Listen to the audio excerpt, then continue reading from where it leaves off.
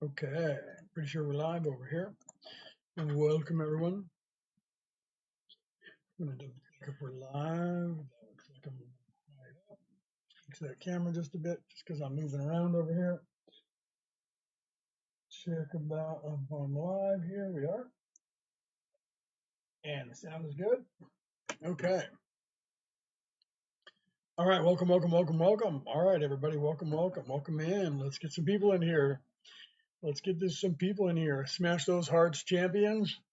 Smash those hearts, champions, and share this out. Share this out. Welcome, Justin. Welcome. Smash those hearts and share this out. Let's get going. What are you guys doing today, right?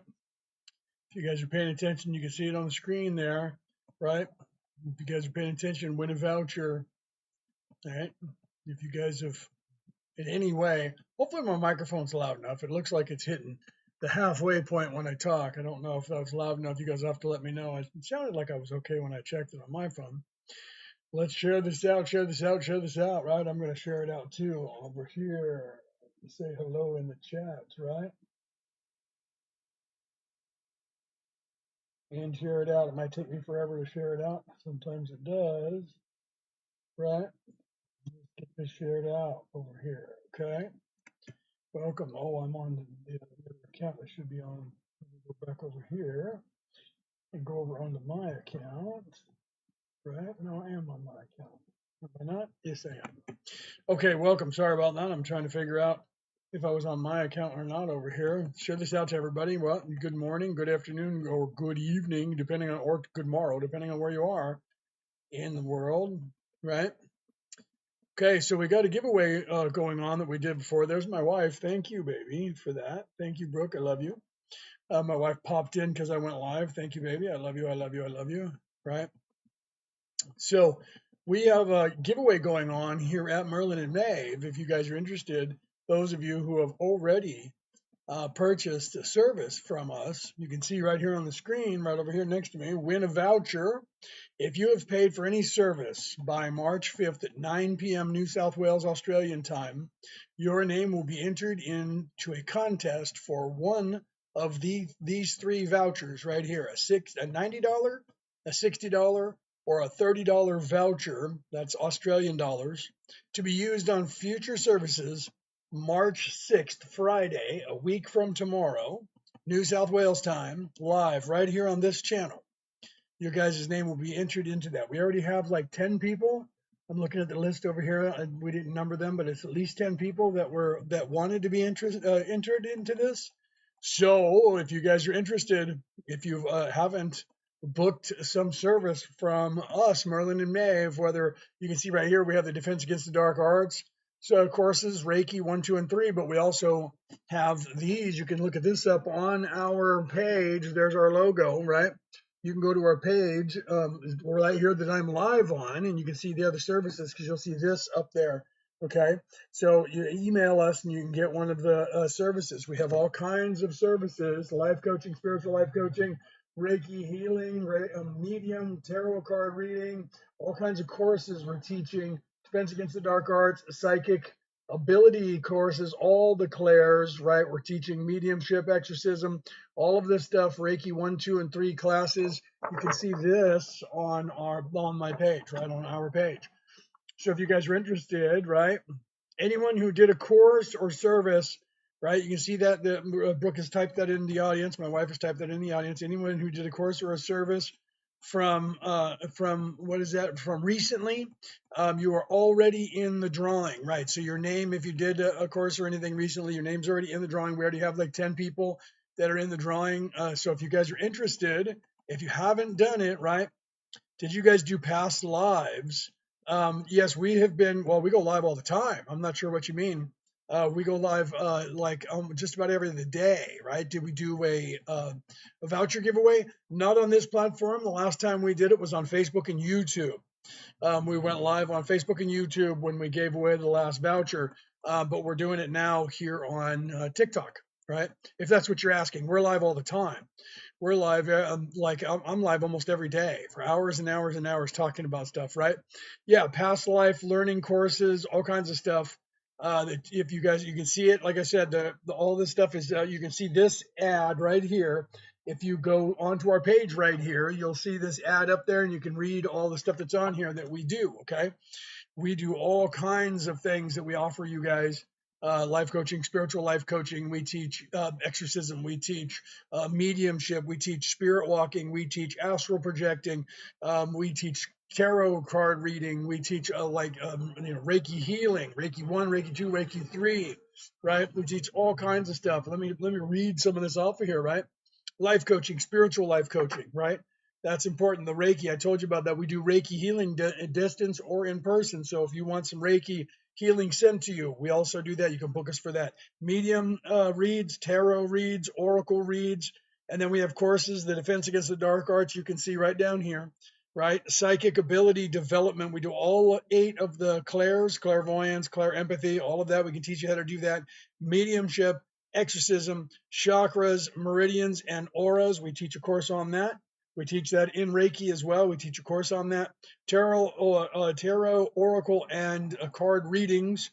We can teach you how to do those as well. Reiki 1, Reiki 2, and Reiki 3 classes, right? We teach those as well. So if you've already got done a Reiki 1 or a Reiki 2 and you want to get the master or whatever, or if you haven't done it ever before and you're interested, you can see the email right here on the screen. Email us at merlinandmaeve@gmail.com and say that you're interested in this information. We do Zoom classes or in person. If you're in New South Wales, Australia, you can come and we can do this stuff in person for you. If you're not in New South Wales, Australia, we can do them via Zoom. We have a Zoom account that we use for all kinds of stuff like that for most of the classes that are going on, or if you're booking a session with us, we can also do it on other platforms, right?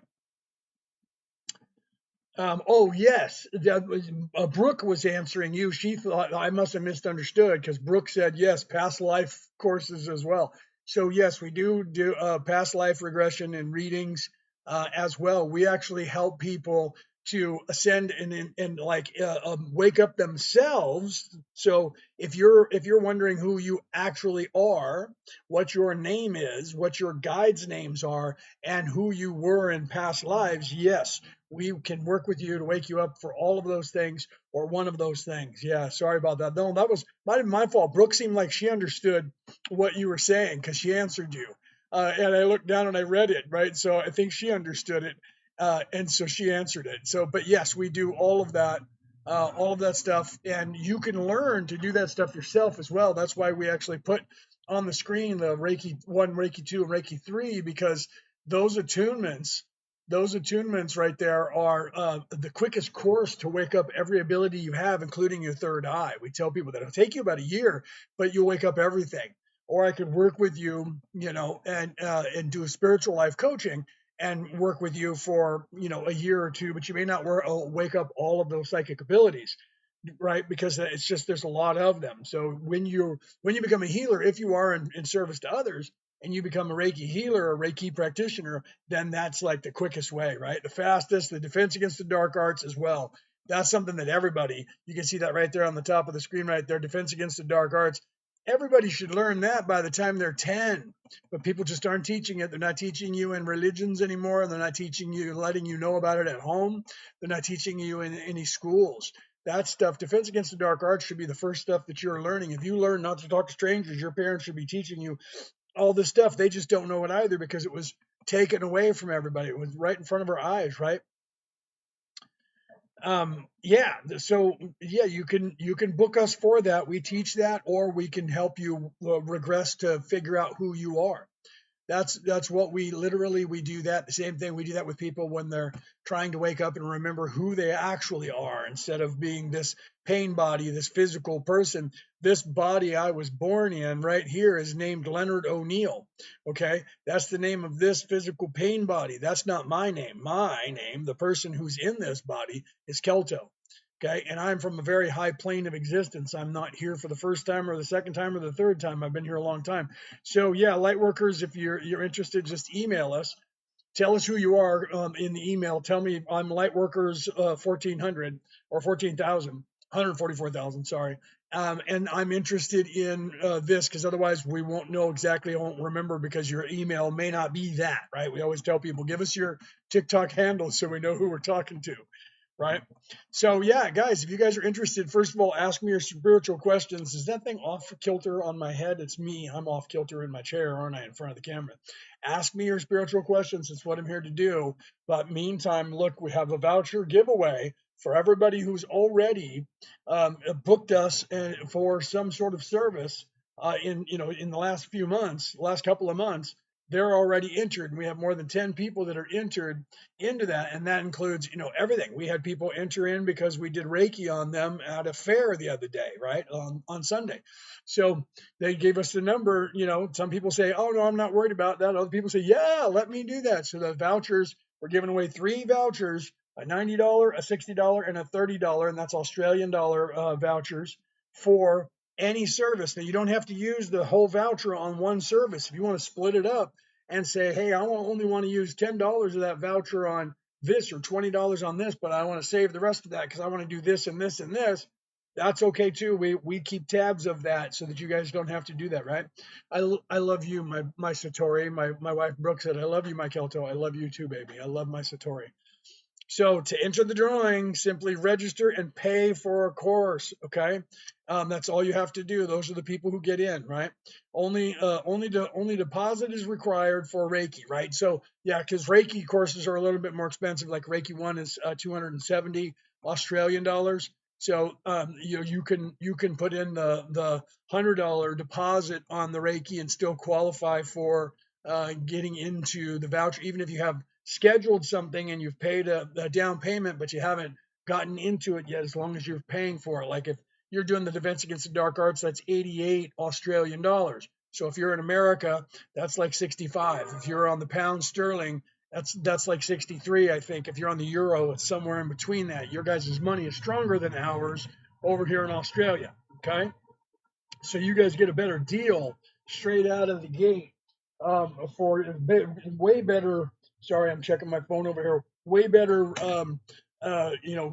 kick for your buck, truly, because your dollar's worth a lot more than the Australian dollars. So if you're in Australia, of course, that's normal money for you. If you're in New Zealand, that's a little bit more money for you because Australian dollars is a little bit stronger than the New Zealand dollar, right? I'm missing you too, baby, right? Lunch around 2 p.m. Okay. So then when my wife gets home from lunch, I'll have to hop off here. So you guys have me for an hour and 45 minutes before I have to get off here for lunch with Brooke when she is on her way. Okay.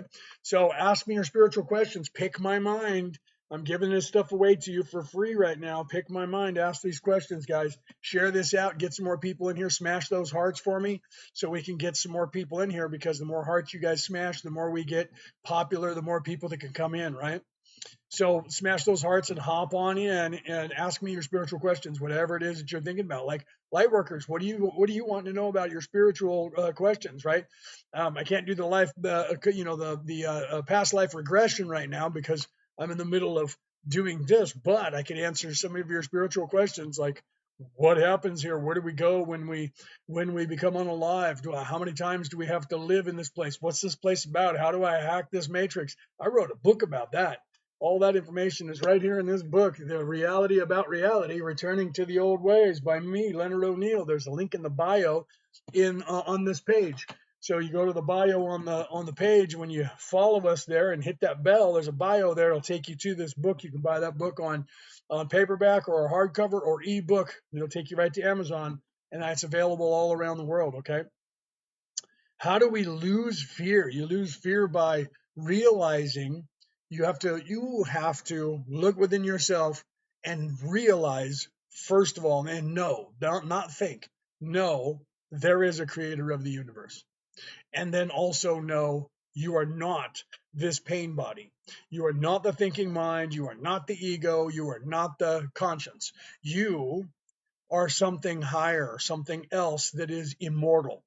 You are a light being and you are forever. When you know that, you will not be afraid of anything anymore.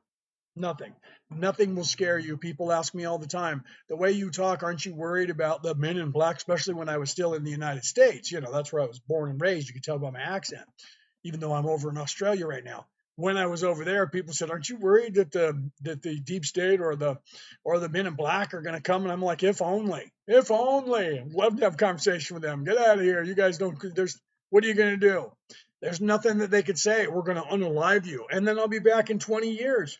Because I'll just go and recycle and come back in a new body. And 20 years from now, I'll be an adult again and I'll be in your freaking way. And you'll have to look for me all over and you won't know who I am because I'll be brand new doing what I'm doing now. I have no fear of those people. So once you realize that you are actually immortal and that this body is the only thing that's going to be unalived at any point in this timeline that you're in, that changes everything and you have no fear in your life anymore. True story. True story. That is how you lose the fear. You lose the fear by the realization because they want you to believe that you have one life. They want you to believe that you're this big. They want you to believe that you're all by your onesie, as Captain Jack Sparrow would say, you're all alone. And they also want you to believe they own you. They own this place. They own everything. Everything doesn't matter what it is. And they own you. They own me. They own all of it. That's what they want you to believe. Okay. All of that is a lie. They don't own anything. They just think they do. They don't own you. They don't own me. They just think they do. The only thing they did was got everybody to believe if you have a piece of paper that has your name on it, then that gives you some sort of clout. And then they give you these fake dollars that are just monopoly money. And every country has their own monopoly money. And then they tell you this is the most important thing. This is more important than gold because we're not even basing our money on gold anymore, are we? Right? We're not even basing our money on gold. Our money is completely just based on a piece of paper. They just say this piece of paper is worth this amount of money. Okay. And then all of a sudden we all say, yeah, I agree to that. And then we just take that money and give it to other people. Our slave chain is our debt. It's how much money we owe. It's how much money we're worth, right? So you can get out of fear by turning off legacy news media. Forget about that. I don't have cable. Brooke and I don't have cable. We listen to the news in the morning for like 30 seconds. We usually go about 5 minutes because we'll talk to the nest, and say, hey, that G word, the G word, I'm trying to make a G with my hand. And then it talks to us and it tells us the headlines and we go, okay, checked in with the soap opera and we go about our life, right? And then, oh no, you're going to miss out on something. This is what I tell people. The world's not going to come to an end without you knowing about it. Okay. You're welcome. You're welcome, Lightworkers. The world's not going to come to an end without you knowing about it. Right. I used to say that when I was younger. When I was married to my first wife, the phone would ring back in the day when we had answering machines and no cell phones. Right. The phone would ring while we would be eating and she'd want to jump up and answer the phone. I said, don't do that. What are you doing? Leave that alone. Let it go to the answering machine. Whatever it is can wait. And she'd be like, well, what if somebody in my family is hurt? What exactly are you going to be able to do about it? If you found out that somebody in your family got into an accident, all you're going to do is freak out, leave the food here. You're not going to eat any food. You're going to jump in a car. You're going to drive all the way to wherever it is that they are. You're going to run in and you're going to check with your family and go, okay, what's going on? And they're going to go, he's injured. But the doctors are with him. Okay, and that's what's happening the second the phone rings. Whatever it is, somebody's injured and the doctors are with them, or they're gone and it's already over. So you might as well eat some food because either way, if that's an emergency, you're not going to eat food for a while unless you get mad at me, Yeah, right? So we don't even have a TV license. Oh, so you must be in the UK because in the UK you have to have a license to watch a television. You have to pay a tax to even watch TV. We don't have to have permission to watch TV, but we do have to pay all kinds of money to do it in the United States. I don't think we have a TV voucher here in Australia, but I don't know the answer to that because I never really asked. But yeah, so you're in you're in the UK. Yeah, you got to pay a tax to the king. Now, mind you, I'm in Australia, so the king is my king too. But so I don't know if we have that voucher over here, but I know that it's kind of the same as in the United States, where you got to pay money anyway. So when people say that in the United States, we don't have to pay for a television voucher, I'm like, what, you got to pay the cable company. You're paying the same thing, bro. And you know what I mean? You got to pay for the boxes just because they don't call it a tax. or a voucher doesn't mean you're not paying the same amount of money, that they have to pay the rights. The government still knows that you have a box and they still know what you're doing, right? I said, they change the words and you still are under the same control. So don't look at the English because they chose to use a word and tell you what's actually happening and pretend that you're freer than they are. Right? Yeah, right. You have a license to breathe. I tell you, we have a tax for that over in America, right? We tell them people that all the time. You have a tax for breathing, man. They tax you. You pay for your water. We pay for everything. We're actually paying. We have an allotment because when your country is on that green deal where they're trying to go green, every single person actually has an allotment of things they can put carcinogens they can put in the air from their breath. And corporations are buying yours, mine, and everyone else's so that they can put more stuff into the atmosphere. And you just don't know, and I don't know that the corporations are that our governments are selling our and air rights to companies so they can pump stuff into the air, right? That's why in this book, that's why I call them the controllers, because if we say their names, even on this communist platform, guess what happens, right? We get in trouble with the algorithm, right? So the reality about reality returning to the old ways by me, guys. And that talks about what's happening here and how to get out of here. I actually have in there, I talk about the Christ oil in there. I talk about how you can get out of here, how you can hack this matrix and get out of here. It's not a matrix where there's aliens in charge, right? If the matrix is the one that the creator created. And, really, really crazy word that I always tell everybody is, here's a word, here's a secret. You, me, and everybody else, we're actually the creator. And people go, oh man, I don't know about it. I don't even know if I believe in the God or anything like that. I'm like, all right. And then they start talking and they say, what religion are you selling me? I'm like, okay, so I have 4 religious titles, 5 spiritual titles, not 9 total, but one of the titles that I have is Reiki Master. Is a spiritual, it's not a religion, right? And all the other ones are actually spiritual ways. So I tell people when they say that, oh, you're selling me a religion. No, religion recruits you. Spirituality waits for you to find it. I'm teaching you true spirituality. I'm not trying to sell you a religion, right? Peter, welcome. How's things in Ireland, my friend? And how are you today? I know you were under the weather and we were Reikiing you. I sent you some more Reiki this morning. So you're this evening or tonight, earlier this evening for you, because I did that at about 6 or 7 my time in the morning, which is right now it's late for you. It's 12:25 p.m. for me tomorrow, but I think you're 11 hours behind. So you're almost at midnight over there in the UK, right? Same thing with light workers because you're on UK time, just like Peter is. Peter's in Ireland though, but he's on UK time. So welcome, welcome, welcome, right? So let's smash those hearts, champions. Let's get some more people in here and ask me your spiritual questions, guys. I'll answer them. Yeah, right. I felt that again, right? I went into the cedar today and what is it? Your bronchitis. I know that. Yeah, I know you have a problem with your bronchitis. It's pretty hard. Well, and I know that you have. So you went in. You're going to have your results in a couple weeks because I knew that you had a 126 over there, right? Yeah, so you're actually had more, and our time changes are getting ready to change. But yeah, because we're about right. I think we changed before you guys. We were trying to figure that out because I know that America and the UK does do a time change, and you guys are about to spring forward, and we're about to fall back. So we're going to get actually closer in time, right? Right now we were GMT plus 11, but it might not be the same. I'd have to look on my phone here to see. I had to check it because it looked like it changed because 9 a.m. It used to be 8 a.m. for us over here was 2 p.m. West Coast America, and then it changed because we changed the time zones and they did. Then it was 9 p.m. was 2 p.m. But now 9 p.m. or 9 a.m. Our time is 1 over there in the United States. Right?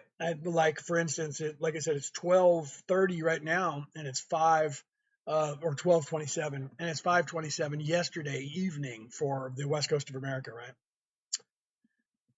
No, we're ahead of everybody else on the planet. The only people that are ahead of us in time is New Zealand, a Christmas Island, and I think Fiji. There's like 2 islands, New Zealand, and then over here in Australia. We're way ahead of everybody else in the world. We're just next to the prime meridian. So our time, I'm in tomorrow. Well, it's 1 o'clock in the morning. So it's 1 o'clock in the morning on the 26th for you. it's 12:30 on the 26th for me. So that puts me 11 hours ahead of you. Yeah. So yeah. So I'm 11. I'm GMT plus 11. And when I was in California, I was GMT minus 8 or something like that. Minus 8. Yeah, GMT minus 8, but now I'm GMT plus 11. We're way out there. Yeah. We're way in front of everybody. I'm okay with it. We're in the future. Like I said, New Zealand's the only people in the island of Christmas, and I think Fiji, one of those that's in the South Pacific, right at the edge, is up in the corner. Thank you for that. Right. Thank you very much, Anita, for that. Smash those hearts, champions, and ask me your spiritual questions. Thank you very much for that, Anita. And like I said, share this out. Smash those hearts and share it out. We get more people in here when we do that, and I can answer your questions. And this is what I'm here talking about today. Besides spiritual questions, we have a giveaway that we're going to do in just over a week. Today's Thursday for us in New South Wales, Australia. So literally tomorrow's Friday, and the week after that is going to be the 6th of March for us. So if you guys have paid for any service and by March 5th and 9 p.m. March 5th, New South Wales time, okay, then your name will be entered for a chance to win. And we're going to be doing that live. And we have this thing that we actually put everybody in there, and it's a computer, and we put everybody's name there, and we press a button, and it spins around and picks somebody.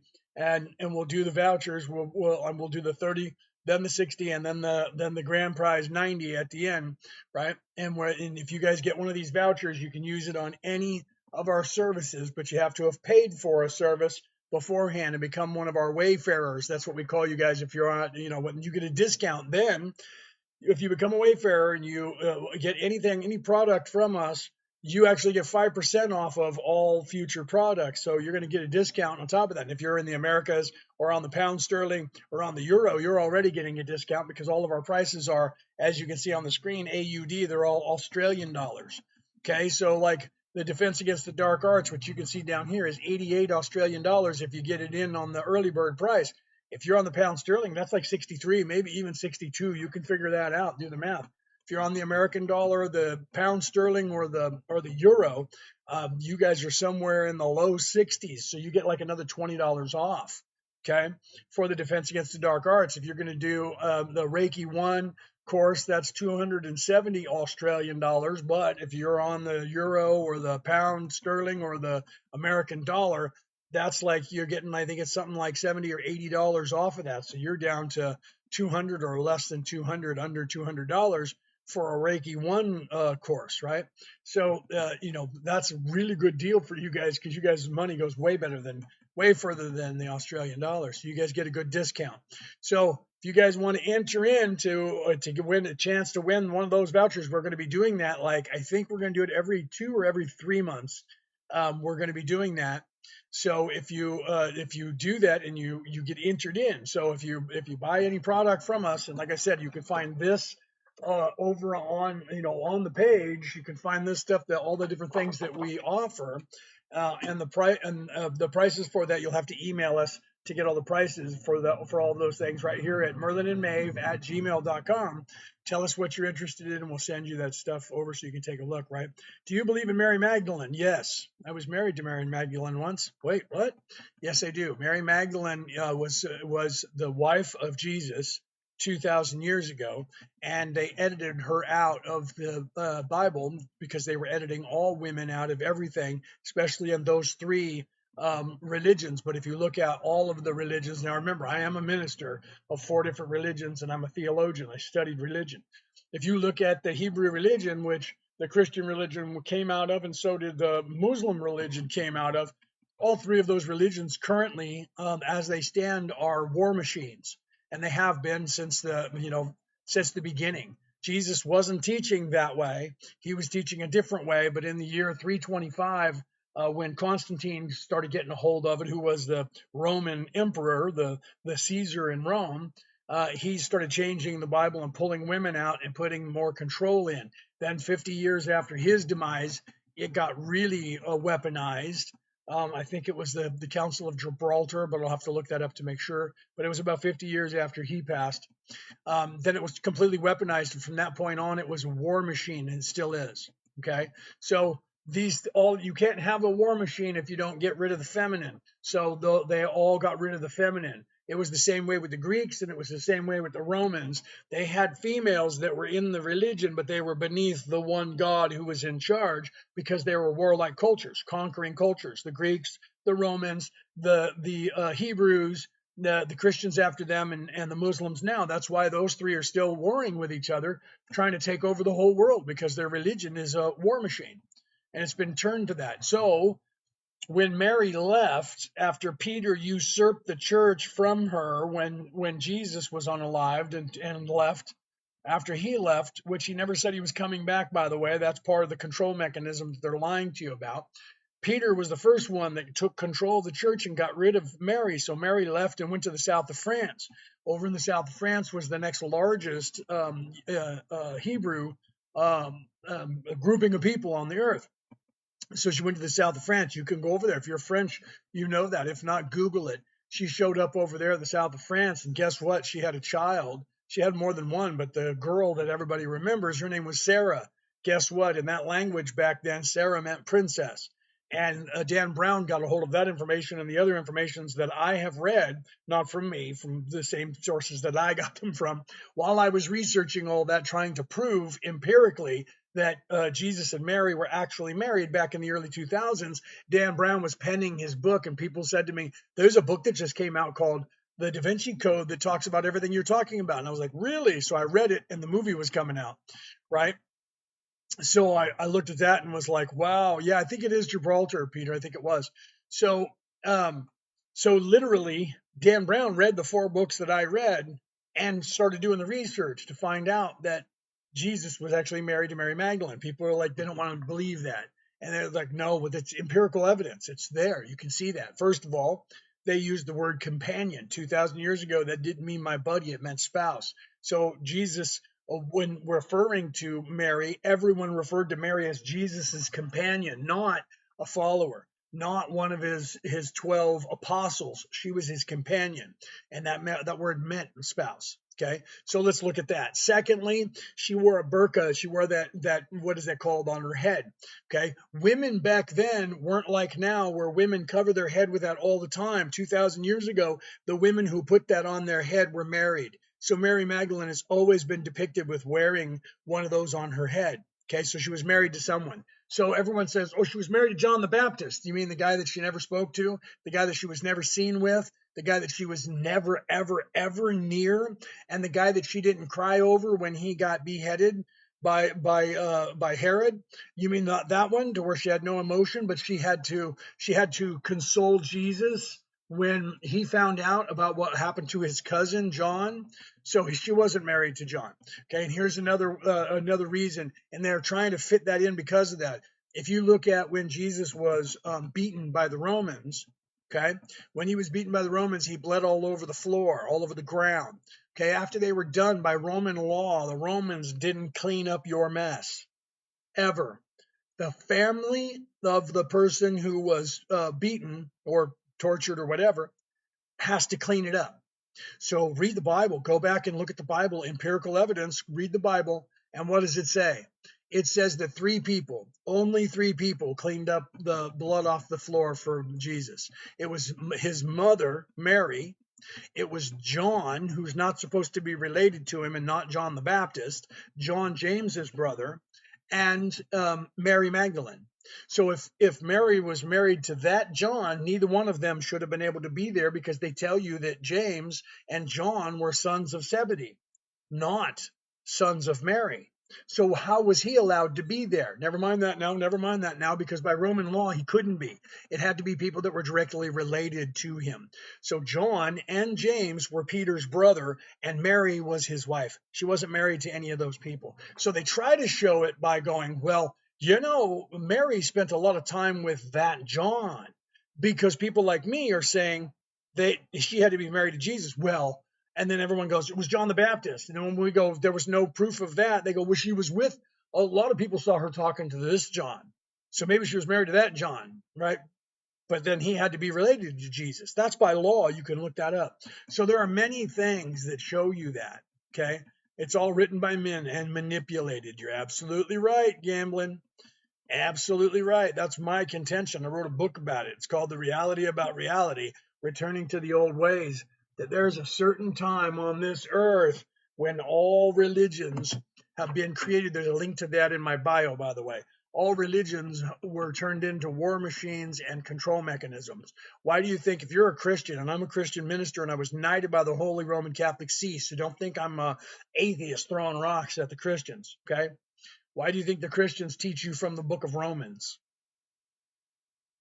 Because Constantine, in the year 529 to 532, had two councils of Nicaea. And in that time period, they decided that you needed to be a good little Roman citizen. So they taught you from the book of Romans, which they still teach you today. And then they cross-reference that book with the Old Testament and things like that to show you that that book is telling you a bunch of good stuff that was being told by everyone. So be a good little Roman, pay our tithing, listen to authority. Do not look at the Bible on your own. Do not get your own idea. Do not do anything that we don't tell you to do, except you need to come to our church, sit down and pay us a 10% tithing, and then wait here because Jesus said he was going to come back, which is a lie. There's no place in the Bible he said that. None. And then they teach you that Jesus, when he was resurrected, showed up in front of everybody and said, "Oh, doubting Thomas, look at the," and they say, "Look at the wounds on my hands. They weren't there, they were here." Okay. They went through this part of the palm because they could go in between the wrist, because if they would have done this, he could pull his hands off, because there's nothing in between here to stop you from pulling your hands off and now having your hands. Sure, you got a cut there, but you still have your hands to get yourself undone. They also say that it was in his feet. It had to have been, it couldn't have been for the same reason. You have knuckles in your feet, but you could pull those pins out through your toes. So if you were crucified and they wandered off, you could get down off of that thing by yourself by pulling those nails through. Okay, so if they put it right through here, and if you look at the crowd of Turin, you'll see that there's a right through here going in that direction. Going in that direction puts it right through the wrist, and there's a hole right in the wrist, and that puts that nail in there, and you can't get it out. Same thing goes if they put it above your wrist, above your ankle, in your feet like this. What they actually did was they shoved their feet sideways this way and did it like that. Okay, and put a pin through it that way. People don't know that. Everyone thinks that he was standing with his feet like this. He wasn't. His feet were placed like that. You can look that up. That's how they did it back then, but they don't show you that these days. And they tell you that he was up there and all that stuff. So is there a Jesus bloodline? There's a very good possibility, Bill. That's why Dan Brown wrote the book, The Da Vinci Code, and that became a movie, because that was a what if. What if that's true? What if that's true? And empirically, it looks like it was. Truly, I tell you that. I have spent my entire life investigating religion, and that specifically because there are some of us who are trying to physically prove that Jesus was empirically here, and we've already done that, but we also know what was going on between Jesus and Mary, and the church has been telling you something different. They lied about her and said she was a whore. And that went on from the 1100s all the way up till the 1960s or the 1970s, when Pope John Paul II said none of that. We're no longer calling her that because it wasn't true. Okay. So they were just lying about her the entire time. And Dan Brown based his story on the idea that people have told in history, that she showed up in the south of France, had a little girl. Her name was Sarah, which means princess. She said that girl was her slave, her servant. But that little girl was able to talk to animals and heal people with her hands. And guess what? She grew up and married a prince and became queen of the south of France, the daughter. How does a peasant, a slave, end up doing that and marrying a prince and becoming the queen? Okay, and then they started the actual way that Jesus was teaching. Mary started that kind of church up in the south of France. Years later in the 1100s, that church said the church in Rome is wrong, it's lying, it's not teaching what Jesus was teaching, it's corrupted, and it's corrupted by evil men. So the Pope at the time, to answer that, sent all of his knights to the south of France, and they unalived like 2 million people to shut them up. That's history. You can look that up in history. You can Google that. That happened in history. Okay, why would they be doing that? Probably because of a couple of things. They might have thought that there was a bloodline. Okay, so Dan Brown's movie, The Da Vinci Code, in the book that he wrote, is talking about that. Okay. Right. Well, the Sophia, the Sophia that you guys are talking about is from a storyline that's further back, or it's from Dan Brown's book. There was no Sophia at the time. Mary's true name is not Sophia. It was Mary Magdalene. Okay. And everybody's getting the Sophia thing because the Sophia comes from the Nag Hammadi talking about the Sophia energy as a actual angel that was responsible for a lot of things, but not Mary, right? And so everybody's contriving that information, but it's actually wrong. But it's sacred feminine. So as long as you're not equating Sophia, that energy, with Mary Magdalene, other than they were both the sacred feminine, because they're not the same person. They're also not the same soul. Okay. So it's because the kid's name wasn't Sophia, the kid's name was Sarah. It wasn't Sophia. And so the Sophia was being used by Dan Brown for the possible woman who was alive today who was the descendant, or supposed to be the descendant.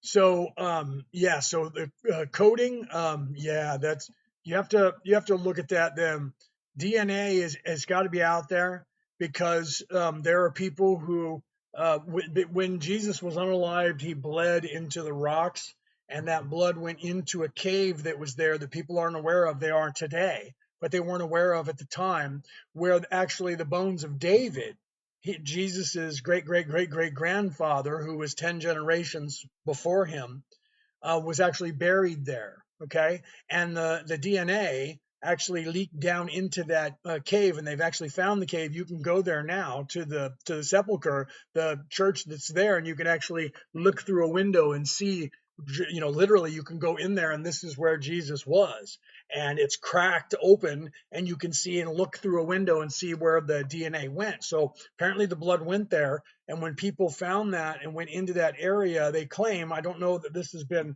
vetted, but there's video of it. The guy claimed that they found the DNA, the blood, and they tested it, and they have actually Jesus's DNA. Then, if you look at the Shroud of Turin, they've also done the same thing from the Shroud. And from what I've gathered from people that are investigating this, because I've watched several documentaries on it, they actually cross-reference that DNA. And the crazy thing is that when they look at the DNA, we usually can test the mitochondrial DNA because it's the mother's DNA. And all of our DNA has the mitochondrial DNA passed down from the mother, which would be Holy Mary for Jesus. And then they also have the DNA from the father. And the DNA that they found there in that tomb and from the Shroud of Turin does not have a father's DNA, only has the mother's DNA. So that's going to freak everybody out. And they keep saying that it's just not true and it must be tainted, because the DNA so far starts showing that we have 2 DNA samples that don't have a father, just have a mother DNA. And so that's really getting like freaky and scary, right? Because this looks like immaculate conception, right? So the powers that should not be, the ones that I call the controllers in my book, The Reality About Reality, Returning to the Old Ways, right? By me, you can find the link in our page. The link is there in our bio. They don't want you to know about that stuff, because if that's true, okay, and everything else I've said, and what I contend in my book, that Jesus, because here's other laws. At the time that Jesus was alive, in Hebrews, anybody who's a Hebrew, somebody who's Jewish, was in the audience when I was saying this a few days ago, and they were like, everything he's saying is true, right? So if you look at when Jesus was alive 2,000 years ago, as part of that religion at the time, if you hit the age of 30, you had to be married, and your marriage was a fixed marriage. If not, you had to be married.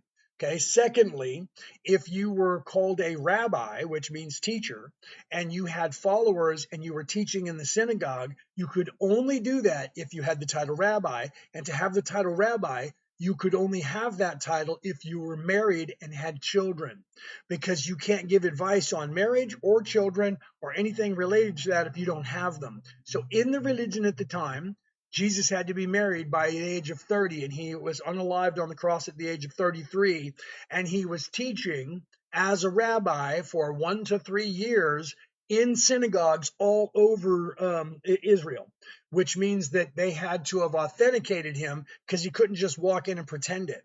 So that meant that he had a wife, and his wife was either pregnant or had children or both at the time for him to be able to teach, okay, and be called rabbi. Nobody said that he was not a rabbi.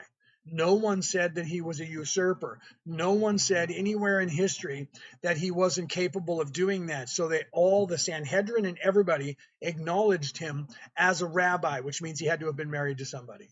But they don't want you to know that. And if you're a Hebrew at all, if you're Jewish, you know what I'm talking about because you know the history of your own religion. So you know that is true. Okay. I'm not just saying this because I'm making it up. You can look that up. Okay. So Jesus had to be married, or they wouldn't have let him taught or even speak in the synagogue. And he was in there reading scrolls that's written there. Okay. So then people default right then and go, the whole thing was just made up. That's why. Not true. There's empirical evidence. People go, there is no empirical evidence. Yeah, there is. There are hundreds of separate individual humans. There is more actual empirical evidence that Jesus was alive and did what he did than there is that Adolf Hitler was alive. And we have film footage of him. Okay. There's actually more evidence that Jesus was alive at that time than there is that Pilate was alive. Okay, and he's foretold there as well. Okay, so there's Roman empirical evidence. There's evidence from people who didn't know him, didn't care, wasn't a follower, wasn't a Christian, wasn't a Roman in the Senate that people say that created Jesus. They were just people who witnessed it happening and happened to write it down in their diary, and history has that today. So people just lie to you and tell you that there's no empirical proof. It's just not true. Okay. So let me see what you guys are talking about here, right? So what are we saying? Tara says yes, and it's alive, right? What is alive? Not sure what that was about either. Let's see. Bill and the Old Testament. Feed your inner dragon. They have said that the blood was tested and it was not alive, but I can't of what word, you can't remember. They were saying that it wasn't alive, so I'm not sure what that was about either. That because the DNA it doesn't have a father DNA, but the DNA would still be alive because you can't test it if it's not alive. Someone was saying that we don't know it, but we have been praying to Baal or Satan. What? No, I don't know what you're talking about there, Anita. No. Yeah, people love to do that. They tell you that the God that you believe in is actually the devil. Yeah, that's just not true. That's just not true. All right. He was he really God or just a Messiah? He was just a Messiah king or Kang. Is that Kang? Kang Coco. He was not a man. The Romans made him a god. I mean, he was not a god. The Romans made him a god. He was just a man. Okay. He was a prophet, but he was sent by God. The spirit that was in there was sent by God, but he wasn't God. They just claimed that when they changed things at the Council of Nicaea, and then after that, 50 years later at the Council of Gibraltar, they married it to Jesus was the voice, right? And then they went back to the Exodus or the beginning of the creation, and they said, look, when God created the world, God created the world and the universe. God did that with the voice, and the voice was God. So the voice was with God, and the voice was God. And so then they went and said, well, Jesus was the voice of God, therefore he was that voice, and therefore that meant that he's God now. Okay, and that's how they created the Trinity, the Father, the Son, and the Holy Spirit. Okay, that's how they did that, and then they elevated him to God status. But you have to remember that if you know, right? Thank you for that. Where did you learn all of this? Did you just wake up one day with a huge what is that word? No, epiphany? No, I've actually been studying. I have 4 religious titles, my friend, in 4 different religions. I also have a spiritual title in the Reiki Master Spirituality. So I have four religious titles. I was knighted by the Roman Catholic Church. I have a Christian minister title. Right. I'm also a Merlin in the Druid religion. I'm also a Jedi Master in the Council over in New Zealand. Okay, so I have a spiritual past, and I'm a theologian. I've spent my entire life reading and studying all religions and scrolls. That's what I do for a living. I wrote a book about it right here. It's called The Reality About Reality, Returning to the Old Ways. And it's by me, Leonard O'Neill. I didn't just wake up and have an epiphany.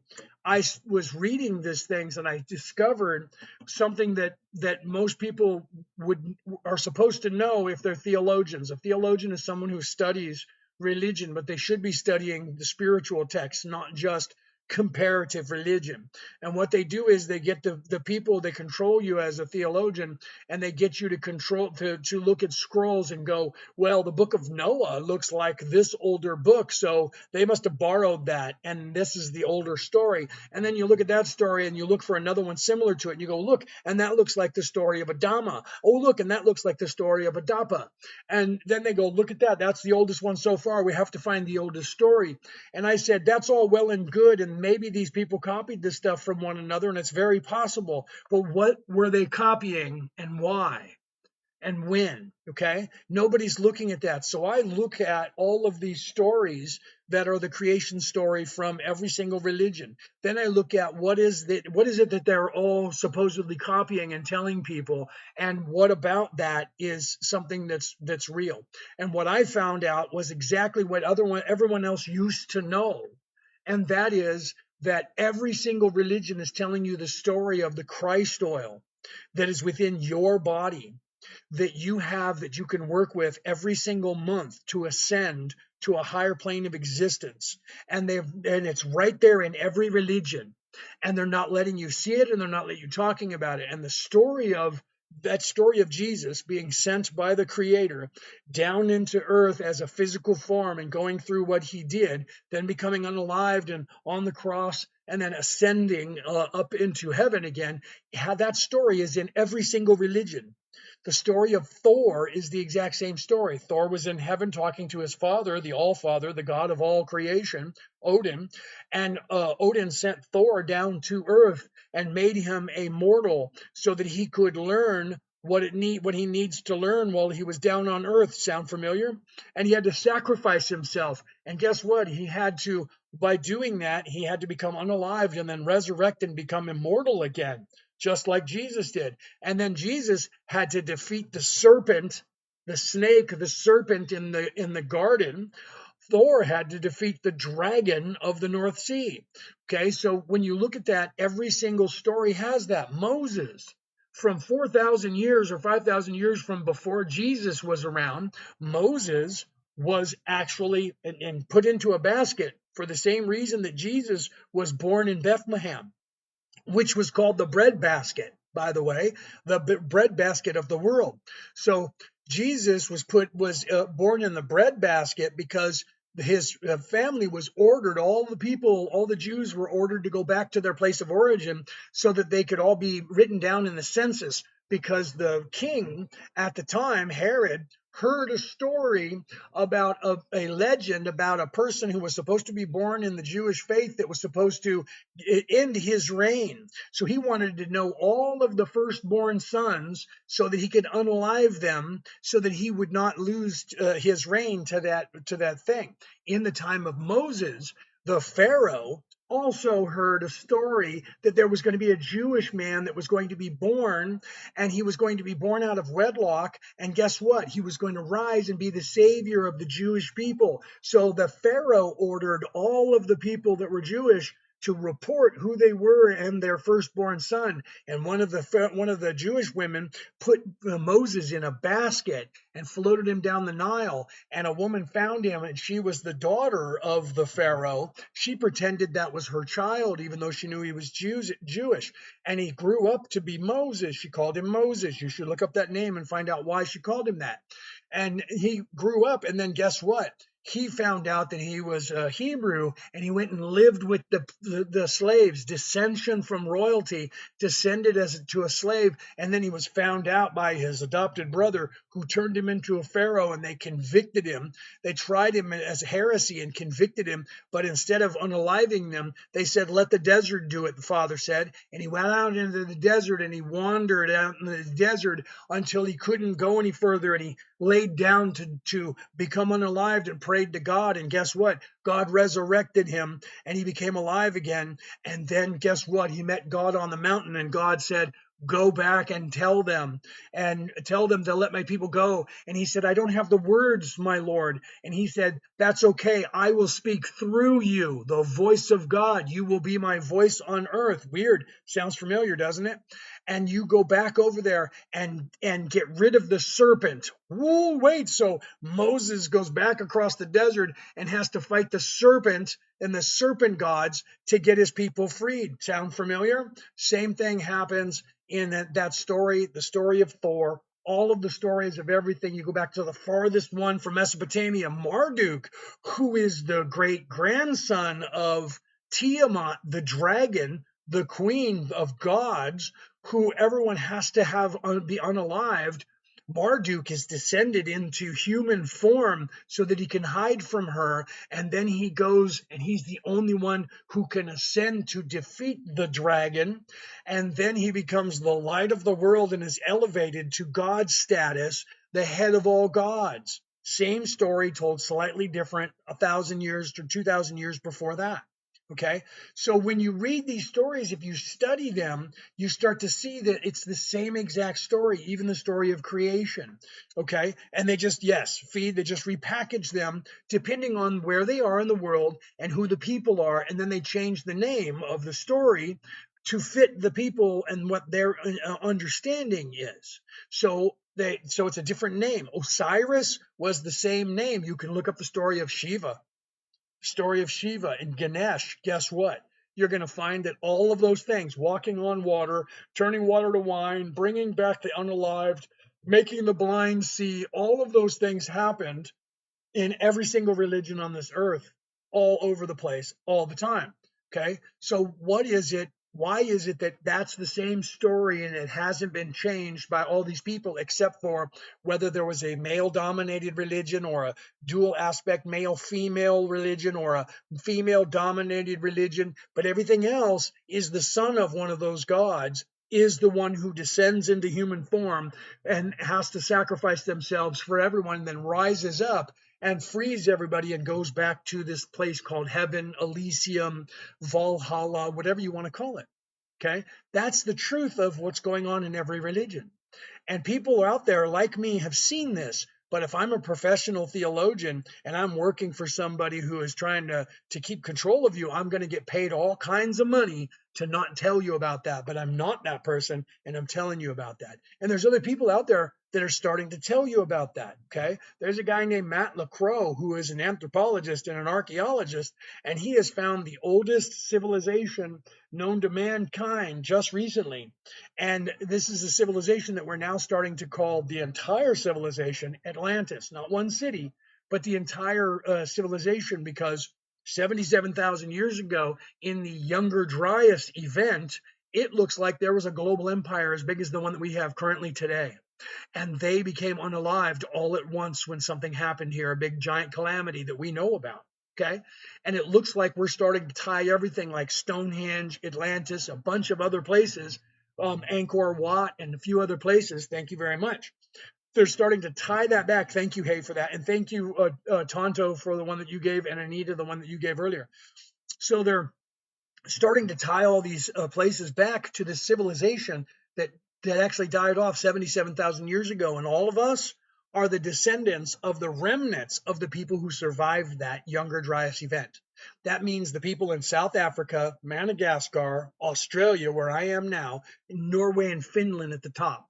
All of our entire world has come out of all of those places and met in the last 77,000 years and become who we are today. Science is looking at that and proving that. So now this guy, Matt LaCroix, he literally just wrote a book that he just dropped, and he's got videos where he's been on, podcasts. You can go to my Facebook page, and there's a link to, I think my YouTube channel as well. There's a link to his page, and he's got these videos where he's talking like I'm talking. He looks like he's 35. He doesn't look like me. I'm 58, right? He looks like he's 35, and he's saying the same thing that I'm saying. He's showing it empirically, going around the world and going, look at this place in the world, and here's signs of this Christ oil within. Here's this other place, and here's signs of the message that they were trying to give us is the same message, and it's all over the world. The ziggurats, those pyramids, step pyramids all over the Americas, all over the world, the pyramids like the pyramids at Giza. He's looking at that and finding actual proof that everyone in the world knew about something until it was taken away from all of us. And that something is that we are the creator, part of the creator. Even the stories like of the story of Adapa, where you hear the story of the Archons and the Ajiji and Enlil and Enki and Gilgamesh, and and all of that, all of those stories are still the same. They're the exact same story. And he's even saying that. I'm not the only one. There's people all over the world that are seeing this, and it's time we're telling everybody that. So if you pray to Jesus, does he even hear me? Yes, he does, because he's a real person. He really existed, and he's still alive, right? Burrow was a Diddy party? No, Rex. Here's a troll. Here's a little teeny brain that just popped in. Sit around, Rex, and learn something. Okay. Otherwise, swipe up and go to somebody else's thing, because if you troll me, I'll boot you. Right? It's just the way it works, bro. So if you want to learn something, hang out and ask questions. If you're just here because you think that you're like the smartest person in the entire world, swipe up, bro. Go to somebody else. Okay. So, bro, was it? Yeah, that just, yeah, figure it out, bro. Okay, so, but if Jesus was real, let me go back and see if, thank you. Please stay and learn, right? It wasn't a P. Diddy party, bro. I know you might have been just trying to be funny, but it's not, right? So, don't forget, what is that? Manny P. Hall, right? Manny P. Hall. Oh, you guys are going on about something else. That's probably why you guys were joking about that. So pay attention, guys, okay? Thank you, Kang. I love you. Right? he said at Rex, dude, this guy's a genius. Stick around. So my IQ is actually genius level. I'm not trying to go, because your IQ can also be at genius level. The one thing they don't tell you about that is that your IQ improves as you ascend in spirituality. You get smarter and your IQ goes up. And if you don't believe me, Google this, right? If you Google what's the IQ based on, they're going to say the intelligence quotient is based on questions that determine your intelligence quotient. Find that actual study that the first guy did about the IQ and created the IQ test, and why. And what it tells you in that study is that he determined that the average person on the planet has an IQ of between 100 and 135. Okay. And that anybody that's above 135 is a genius. And what that means is that the average person with the average IQ of between 100 and 134 is between the age mentally, maturity level, between the age of 11 years of age and 17. That the average human on this planet is not even an adult mentally, ever. Okay. And only the people with a high IQ of 135 or above are actually thinking like an adult. Okay. And why is that? They determined that, and they're keeping everyone there, and you don't know about it. And if you have an IQ of 135 or above, they come and recruit you, because now they want you on their payroll so that you can't know what I know and can't tell anybody about it. Because because the truth is, your IQ, as you get smarter, goes up. As you learn things and you're not self-serving, your IQ goes up. Even if you're self-serving, your IQ goes up, but you'll be more apt to not tell anyone because you're out for yourself.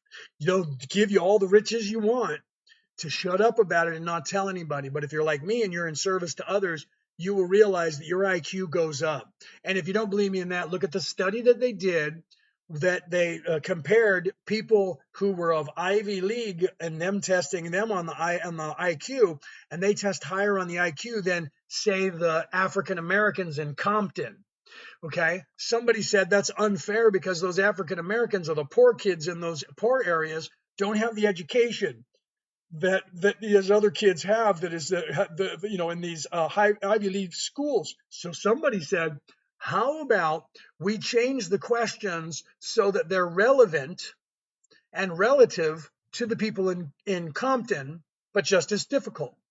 And guess what? When they tested all the poor kids with questions that they actually knew about because it was part of their culture. They tested with a high IQ, and guess what? The Ivy League kids who were testing with a high IQ now tested with a lower IQ. So the questions are rigged to make the rich people and their families look smarter than you, me, and everybody else so that they can tell us that we're dumb. And they're keeping us purposefully lower in IQ by not giving us the proper education to get us to learn that stuff. And they're keeping you from learning what you're supposed to be learning so that you don't, because you're, Little Panther said resources, because you're a resource. Because they want you to be a good little worker bee and go to work for them and make their roads for them and make their vehicles for them and pick up their garbage for them and cook their food for them and clean their houses. Okay, that all the money filters uphill to the 1%, and we ain't it. Okay, and that's how they've kept you stuck here, because you don't even know what's happening. And that's what I wrote about in my book, and that's what I talk about. Okay, and I have a podcast that has over 560 episodes that's free if you want to listen to it. Okay, and it's called Orion Rising, and you can go and find it anywhere in the world where you listen to an MP3 broadcast. Orion, like the constellation of Orion, Orion, Orion Rising by Leonard O'Neill. And it's everywhere where you listen to an MP3 broadcast, and people in 70 countries listen to it. It's free. And I have 560 episodes that still exist because I got deplatformed 4 years ago next month from Google, and they erased all of my previous lives that I did that were on Facebook, or I mean on YouTube. And then Facebook last year in May erased all of everything that I had archived there. So the only archives I have are the last 560 episodes that still exist, because there was another 500 episodes that got deleted by those two platforms because they needed to quiet me. Okay, but you can also look at the 500 episodes that are there on my YouTube channel as well and see me sitting there talking, or you can just listen to me if you want. Those are both free, and I talk 3 hours at a time, and I compare religion, and I translate it for you. I translated the 6 books of the Law of One. I did that twice, 2 times. Okay, once in a lower vibration and once in a very high vibration. And then I compare religions and tell you and interpret them, okay, for you so that you know this information to be true. And I wrote a book about it. All right, you guys can read it. It's on audiobook, or not on audiobook yet, but it's on ebook. Okay, you can get the hard copy of it, The Reality About Reality, Returning to the Old Ways, right? Reality Check Ahead by me, Leonard O'Neill. There's a link in the bio that gets you to Amazon. It's on Amazon. It's all over the world, okay? So literally, they all knew about this. Every religion knew about it, and the religions are now corrupted from the top and controlled so that they are not allowing you to know this. All the information's still there. So if you go to a church and you read these Bibles, the information's still in it, okay? But you have to remember that, the first step in avoiding a trap is knowing of its existence. They're not going to teach you about the Christ oil within you, okay? But everyone says that. Even Jesus said everything you need to know is within you, okay? What was he saying? What did he mean? Something that's in your head? Well, yeah, okay. Every single month in your body, in my body, and every single human's body on the face of this earth, there is a process that happens. There are 2 oils that are secreted, one by your pituitary gland and one by your optic thalamus, your third eye. One oil is a milk-like substance. The other oil is a honey-like substance. The land of milk and honey. Weird. What? And it's also, wait, what? It's also the fountain of youth. Those 2 oils inside your brain get secreted, and they go down the Inga and the Pingala nerve. Those 2 nerves go down your spine. They go down your spine all the way down. One of those oils is charged with electricity, and the other one is charged with magnetism. It is the masculine and feminine energies that are in those oils. And in the ancient times, they were called Joseph and Mary. And those 2 descend to Bethlehem. That's what they called it, the breadbasket. Okay, the 5 vertebrae at the bottom of your spine that's like a triangle facing down, that are fused together at the bottom of your spine, and they go into that 5 vertebrae, and guess what? They fuse together. The 2 of them join together, and they become the Christ oil. Sound familiar? They go to Bethlehem. They knew this in ancient times. You can Google this you can go to YouTube and type in the Christ oil within. There's videos you can watch where people are giving you this description. I wrote it in this book as well, and it's also in another book called God Man, the Bible Made Flesh. That came out in the 1940s, 1948 or 49 or something. Okay, so you can watch these videos and they'll tell you the same thing that's in my book, the same thing I'm telling you right now. That oil mixes together and it goes back up your spine, and guess what? There's 33 vertebrae in your spine. Wait, what? Jesus was unalived on the cross at the age of 33. Wait, what? In the Bible, there's this thing called Jacob's ladder that has 33 runs on Jacob's ladder. Those stories were telling you about this Christ oil. And guess what? They go across to all of the chakras and get charged with the Kundalini and Kunda buffer energies as on the way back up to, wait a minute, crossing Bifrost, the rainbow bridge, as it's going back to the heaved up place, to heaven, to the heavens, to what? To Valhalla. And as it does that, the moon, this is why they took us off the moon calendar and put us on the solar calendar so that you wouldn't notice these things. The moon will move through every single zodiac sign once a month. So I'm a Virgo, okay? I don't know what you guys are, but the moon will move in and out of my sign for 3 days, 2.5 days. And he is crucified and he is resurrected in 2.5 days, in 3 days, okay? And you can track this. I have a calendar. You guys can buy this online. There's a calendar right here called a moon calendar. Moon calendar, okay? And guess what this calendar does? This calendar, here's February, has all of the zodiac signs on it that you can see at the top of the page. And that coincides with when the moon goes into a zodiac sign, when it goes into the zodiac sign, and when it goes into the next zodiac sign 60 hours later, up here as well, okay? And if you track that and you look at when, let's look at when it goes into Virgo next time for us Virgos. It's coming up in March because it was the 8th of February. It's the 7th of March for us Virgos, okay? The moon goes in and out of your sun sign. So the oil goes down your spine and back up before the moon goes into that sun sign. And it goes through your claustrum, the chimney in your brain where we got the word Santa Claus from, by the way. The claustrum, the hole in the chimney in your brain, charged with the Kundalini fire as it crosses Bifrost, the rainbow bridge, and comes back up into your head. And it goes to your hippocampus, which is right there in the center of your brain at the top of your brain stem, and it parks there for 2.5 days dormant. And that's called being Christed of John. Wait, what?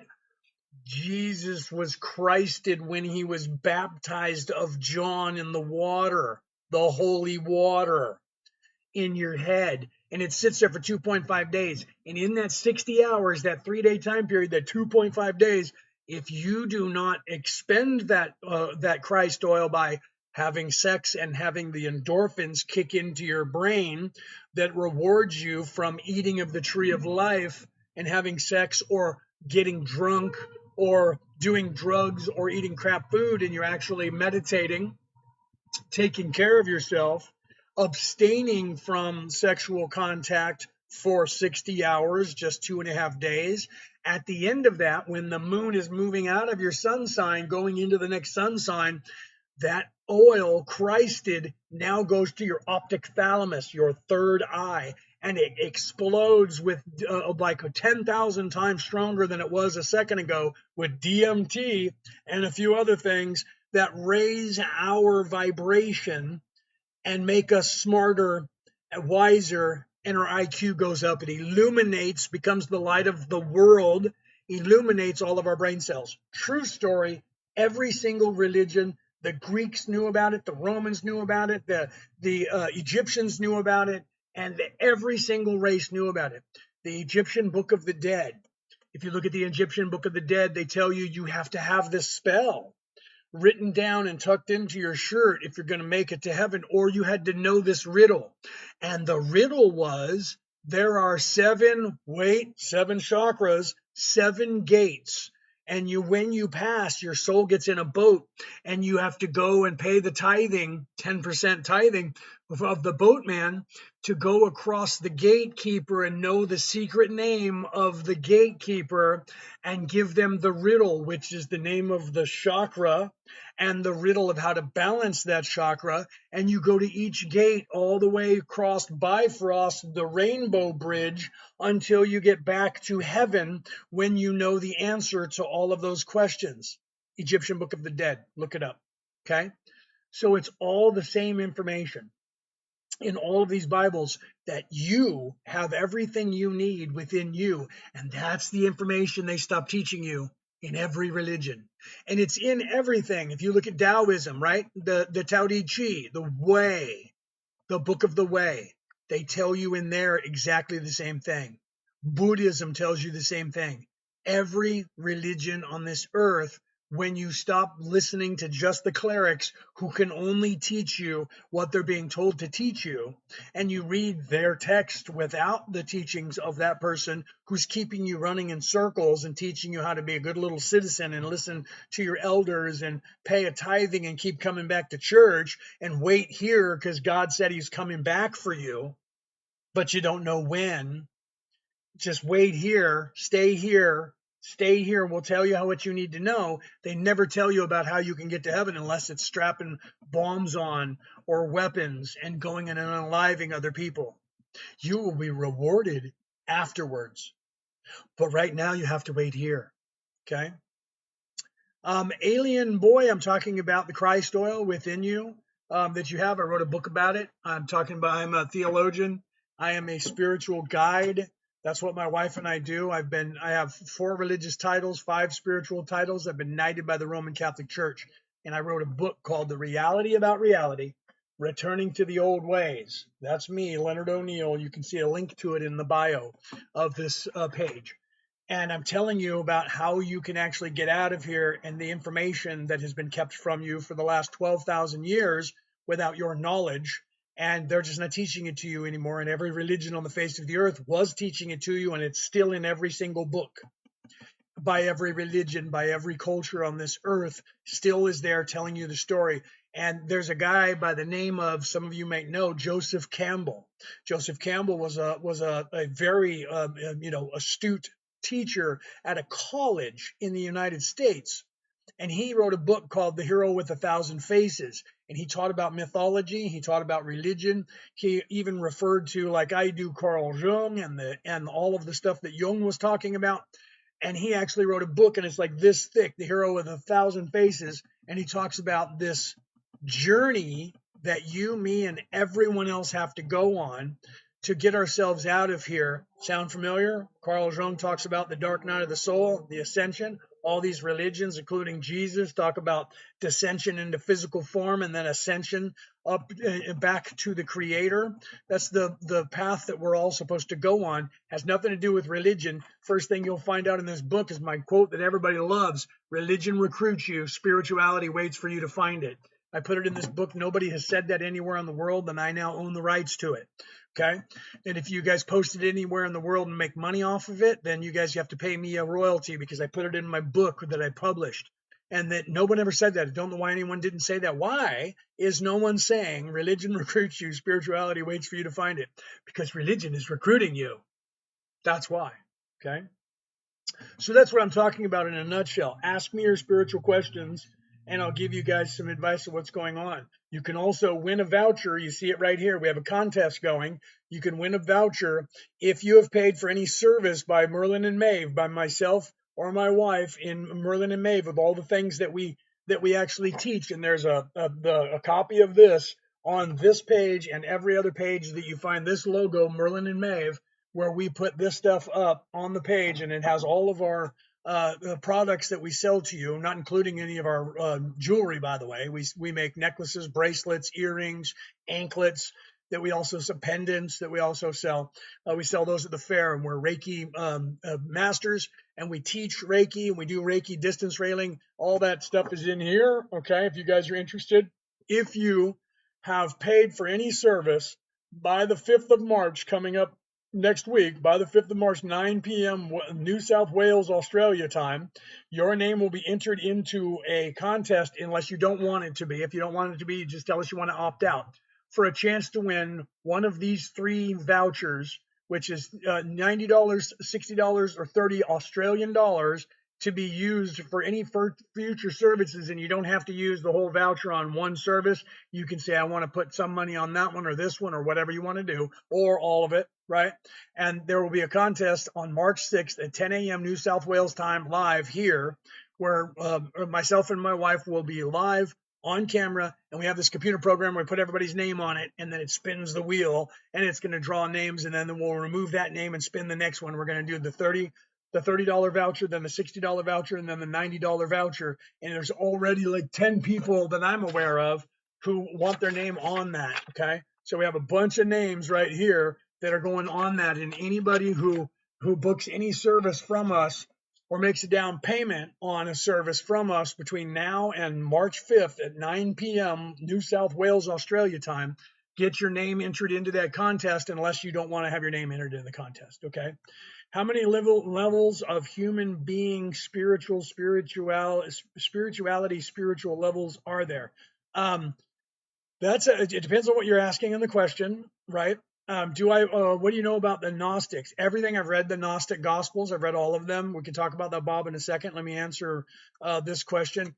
The way it works when your soul is created, if you're created for the very first time, then you are something like a rock or a air or some amoeba or water or a molecule, first dimensional being.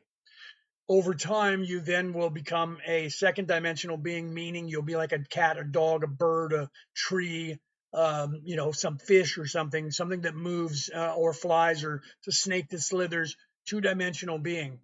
And then when you become self-aware as a I think, therefore I am, when that life ends, you will then be born on this planet as a human. Okay. And then you live between 7 and 10 lifetimes normally, between 7 and 10 lifetimes being veiled. So you don't know that you're an immortal soul, but you do know that I am alive. I think, therefore I am, and I have self-worth. Okay. So then there's the human. Now, if you're asking about in the universe throughout all of the levels, how many how many are there that are human? You only have a body like this in the third dimension, the fourth dimension, part of the fifth dimension, and part of the sixth. But part of the fifth and part of the sixth, the human body that you see here becomes less dense, and like the legs will disappear by the halfway through the fifth dimension. You won't have legs; you'll be floating in the air. And then by the time you get to the sixth dimension, your body is almost see-through, and it goes completely away by halfway through the sixth dimension. But in third dimension, 24% of the known universe is actually bipedal humanoid. So the creator likes this form. Doesn't mean that we look just like me, right? Some of them are purple, some are pink, some are orange, some are yellow, some are polka dotted in different ways. I have freckles, I'm polka dotted, right? But on this earth, we have about 5 or 6 different, we have 7 different genomes, and those are all mixed together to make a whole bunch of different variants. Okay. So if you're in the third dimension, between being born a human, not knowing anything, and then being able to graduate to 4D, there's 33 levels of things that you need to learn on each level: 4D, 5D, 6D, 7D, like that, 33 levels. Is there a heaven like Christians talk about? No, there's not a place where you go to. When you have one life here, and say you get baptized and then you become unalived, you don't just go to a place called heaven, or you also don't just lay inside of a body until in the ground until God raises everybody up. That's stuff they just made up.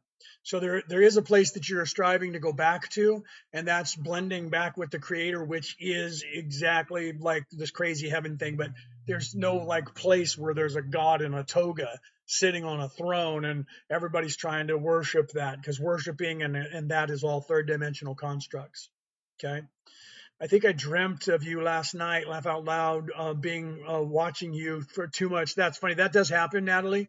That does. I get into your head, and it's very possible that you could have been, but it's also possible that we were talking out of body in a different place, And so it depends on what was happening in our dream when we were talking, but it is very possible that you could actually do that, right?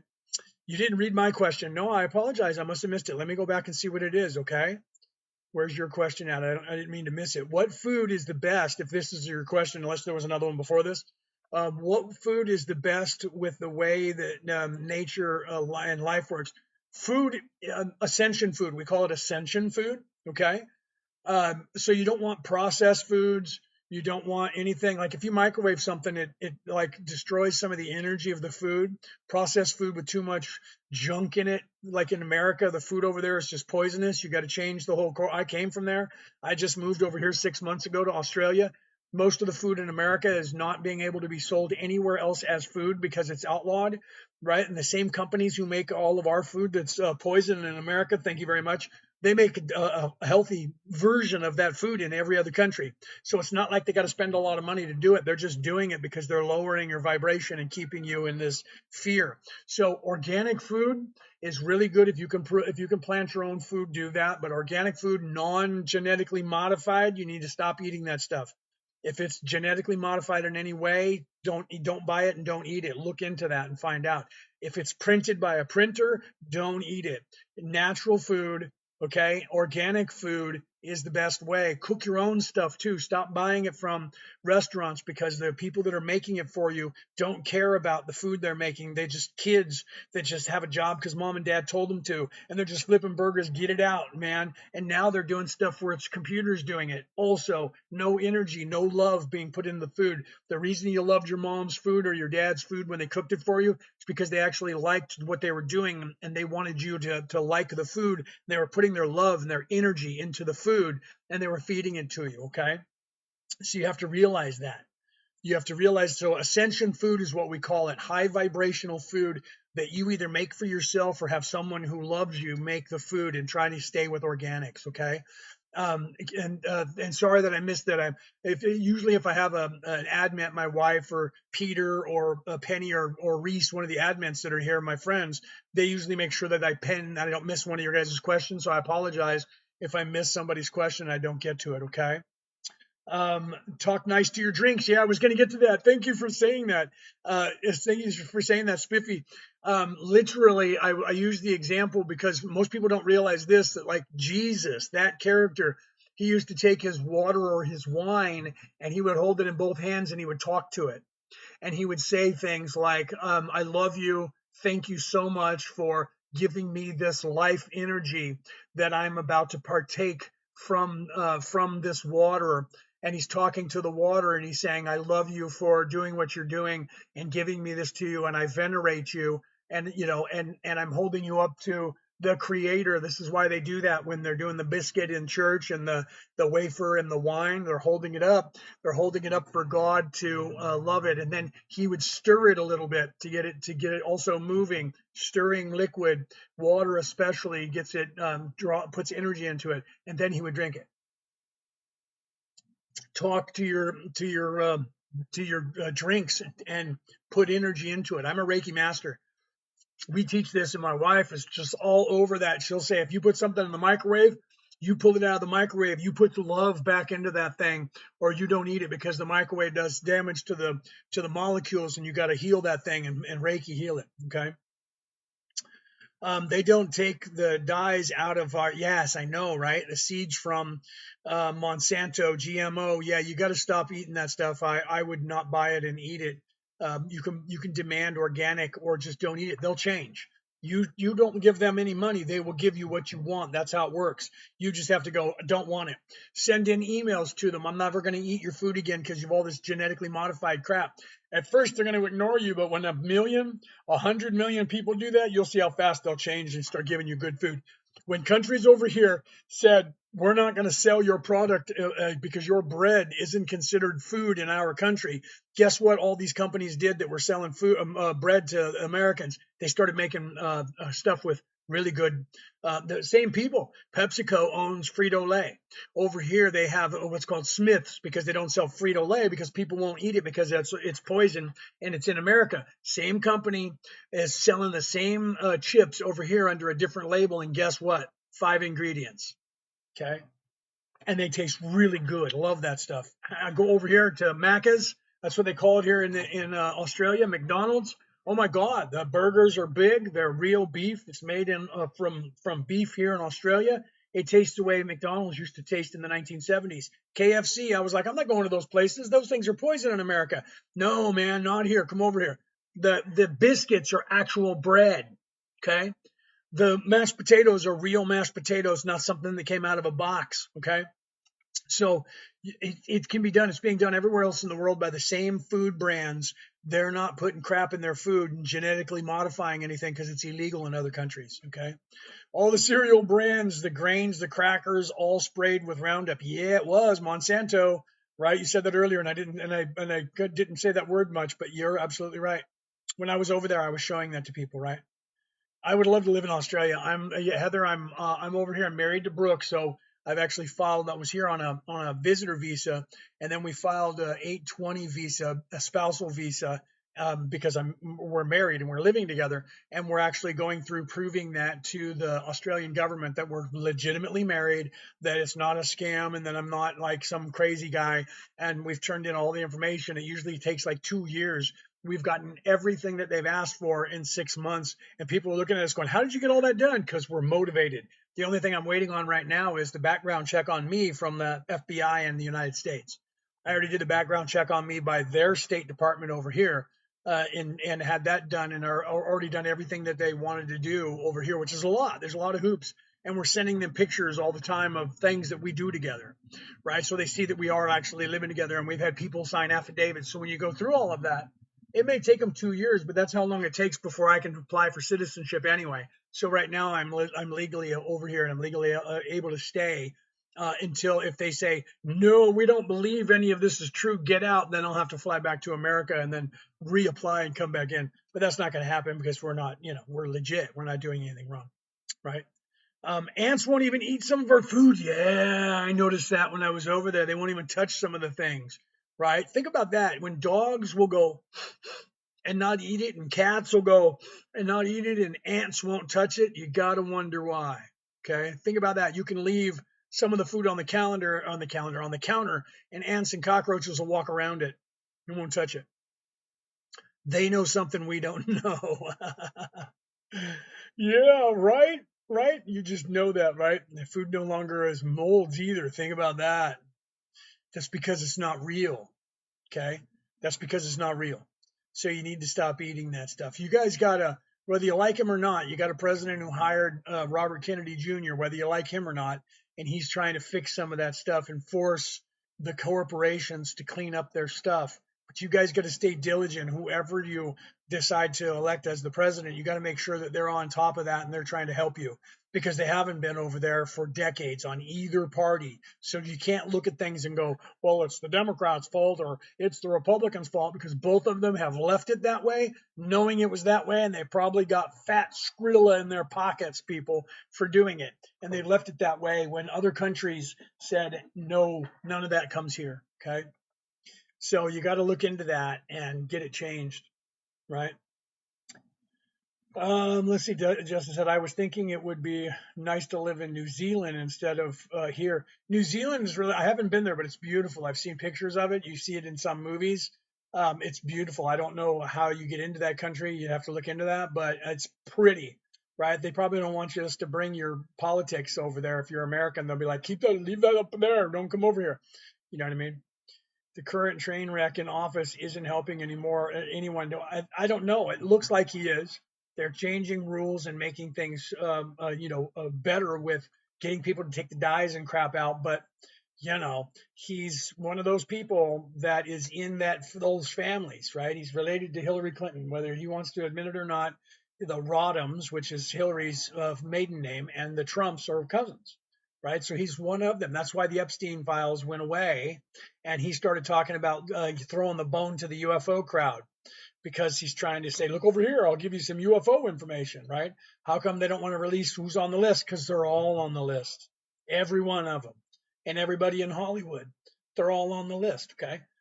I don't know that for certain because I haven't seen the list, but I'm telling you, they're all scared about it. They don't want it to come out. Everyone on both sides. Okay, so why is that? Why is the Dan Bongino did stuff in all over and over and over on his podcast about needing to get this stuff exposed, and Kash Patel was saying over and over and over on podcasts all over the world that we need to get this stuff out. And when the two of them got hired by the current regime, they immediately went, "There's nothing to see here." Why'd that happen? Okay, you got to ask yourself why that's going on, right? Yeah, right.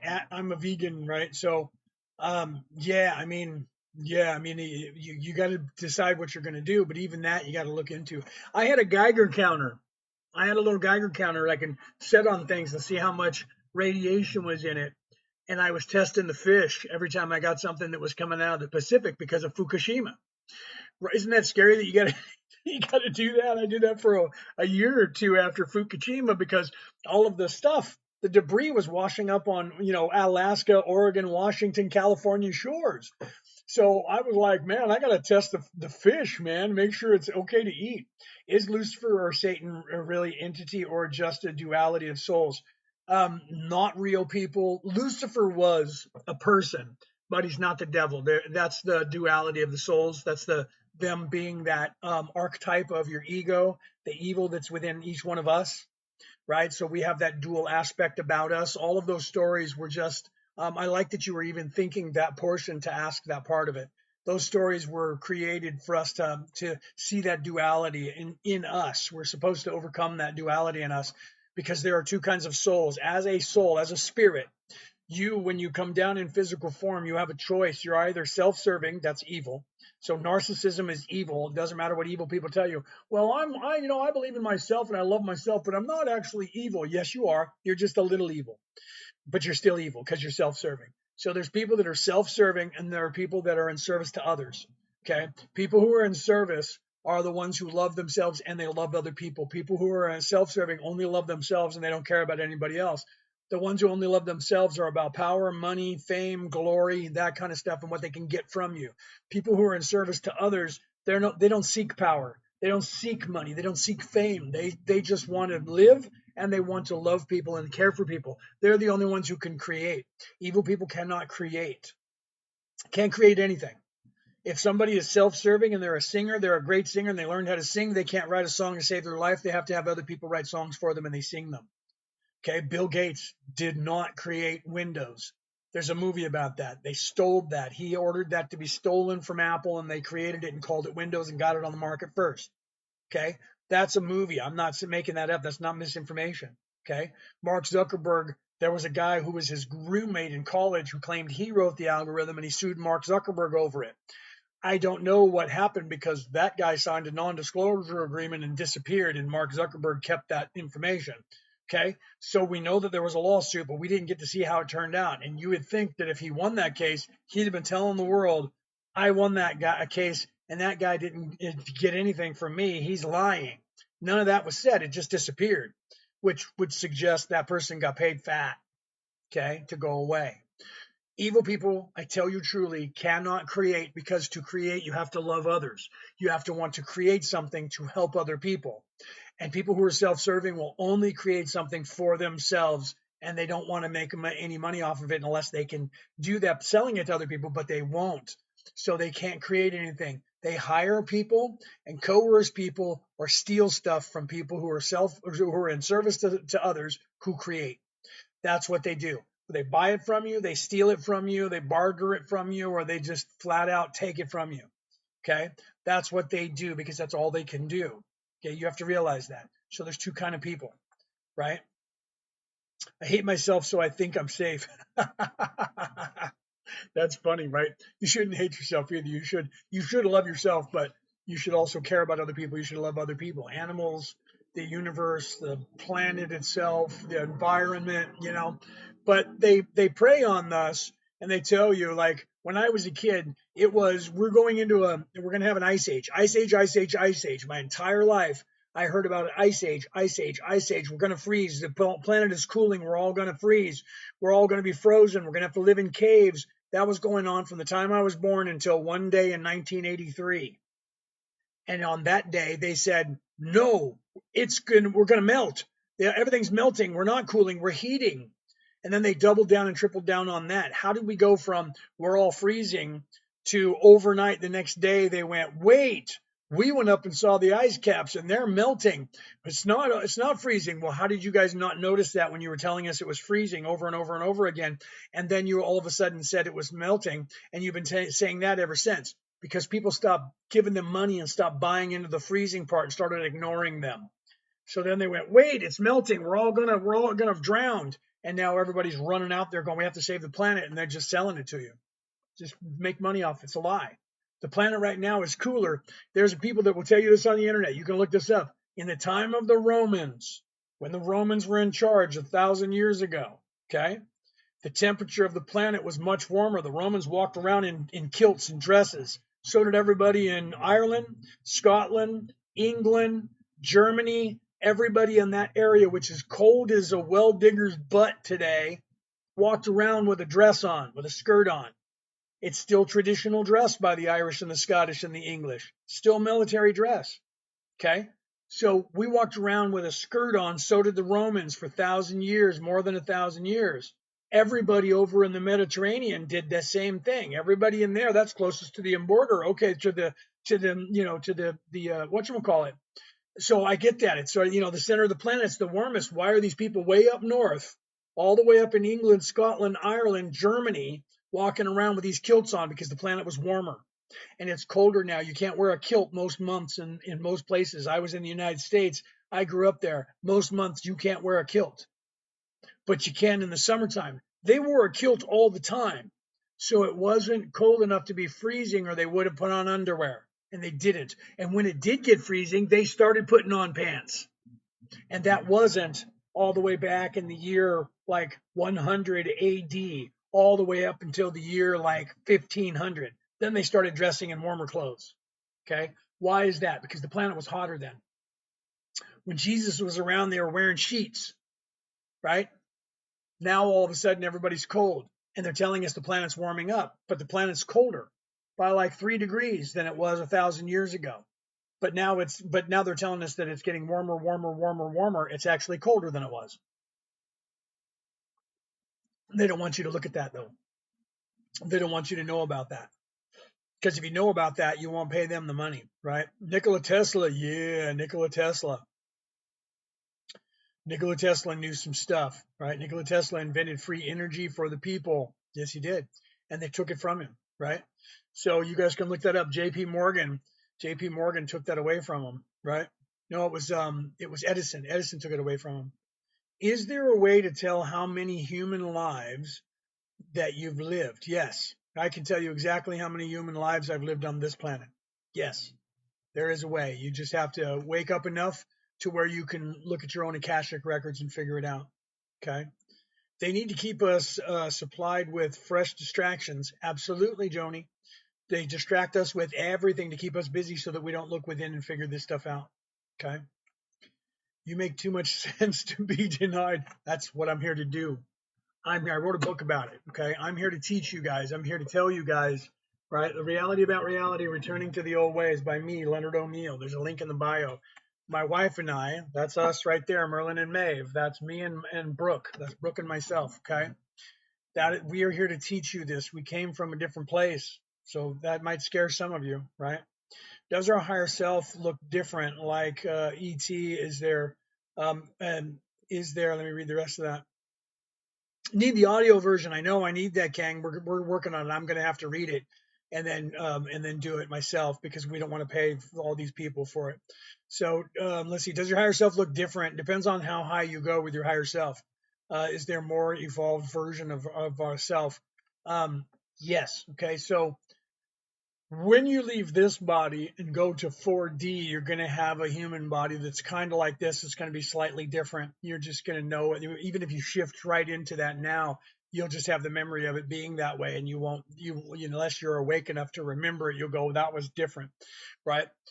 As you move up 5D, 6D, by the time you get to the 6th dimension, you have already realized, because you're supposed to realize it here, that when you first get here, it's I think, therefore I am. By the time you leave here 7 to 10 lifetimes later, you have realized I am not this body. I am not this thinking mind. I am not the ego, and I am not the conscience. I am the immortal spirit that is controlling this. That's a light energy body. Okay. You're supposed to realize that before you leave 3D into 4D. When you go into 4D, you're transitioning away from the physical plane, third dimension, and you're transferring towards the density, because your light body starts becoming more dense as you move into that. You then do not have a need for this physical body. So by the time you get halfway through the sixth density, sixth dimension, you are at that point all energy. Okay. And your ascension back to the creator, the other half of your ascension back to the creator, is all the way back to the level 14, level 13, 14, you become the creator, is all you being energy and light body. So you have a higher self that has a physical body, but you also have a higher self that has a non-physical body that you can see as a physical body here. That's the whole angel, archangel thing that you guys think is down here. You see that because the form won't freak you out and scare you. You see them as bipedal with wings, but the truth is they're actually energy, and that's why they glow. So you're seeing that dual aspect of them, physical, non-physical, and that's why you see them with a glow and a halo. That halo is that glowing, because one part of you, the third eye, is seeing the light body, and your physical eyes are seeing the physical body of the what you call the angels or the archangels. All right, let me see what different place. Bob says what different place. If you're talking about the density, that's actually where your body actually, your spirit actually resides. It's outside of time. Your physical body is inside of time, so you have a distortion. You have a past, you have a now, and you have a future.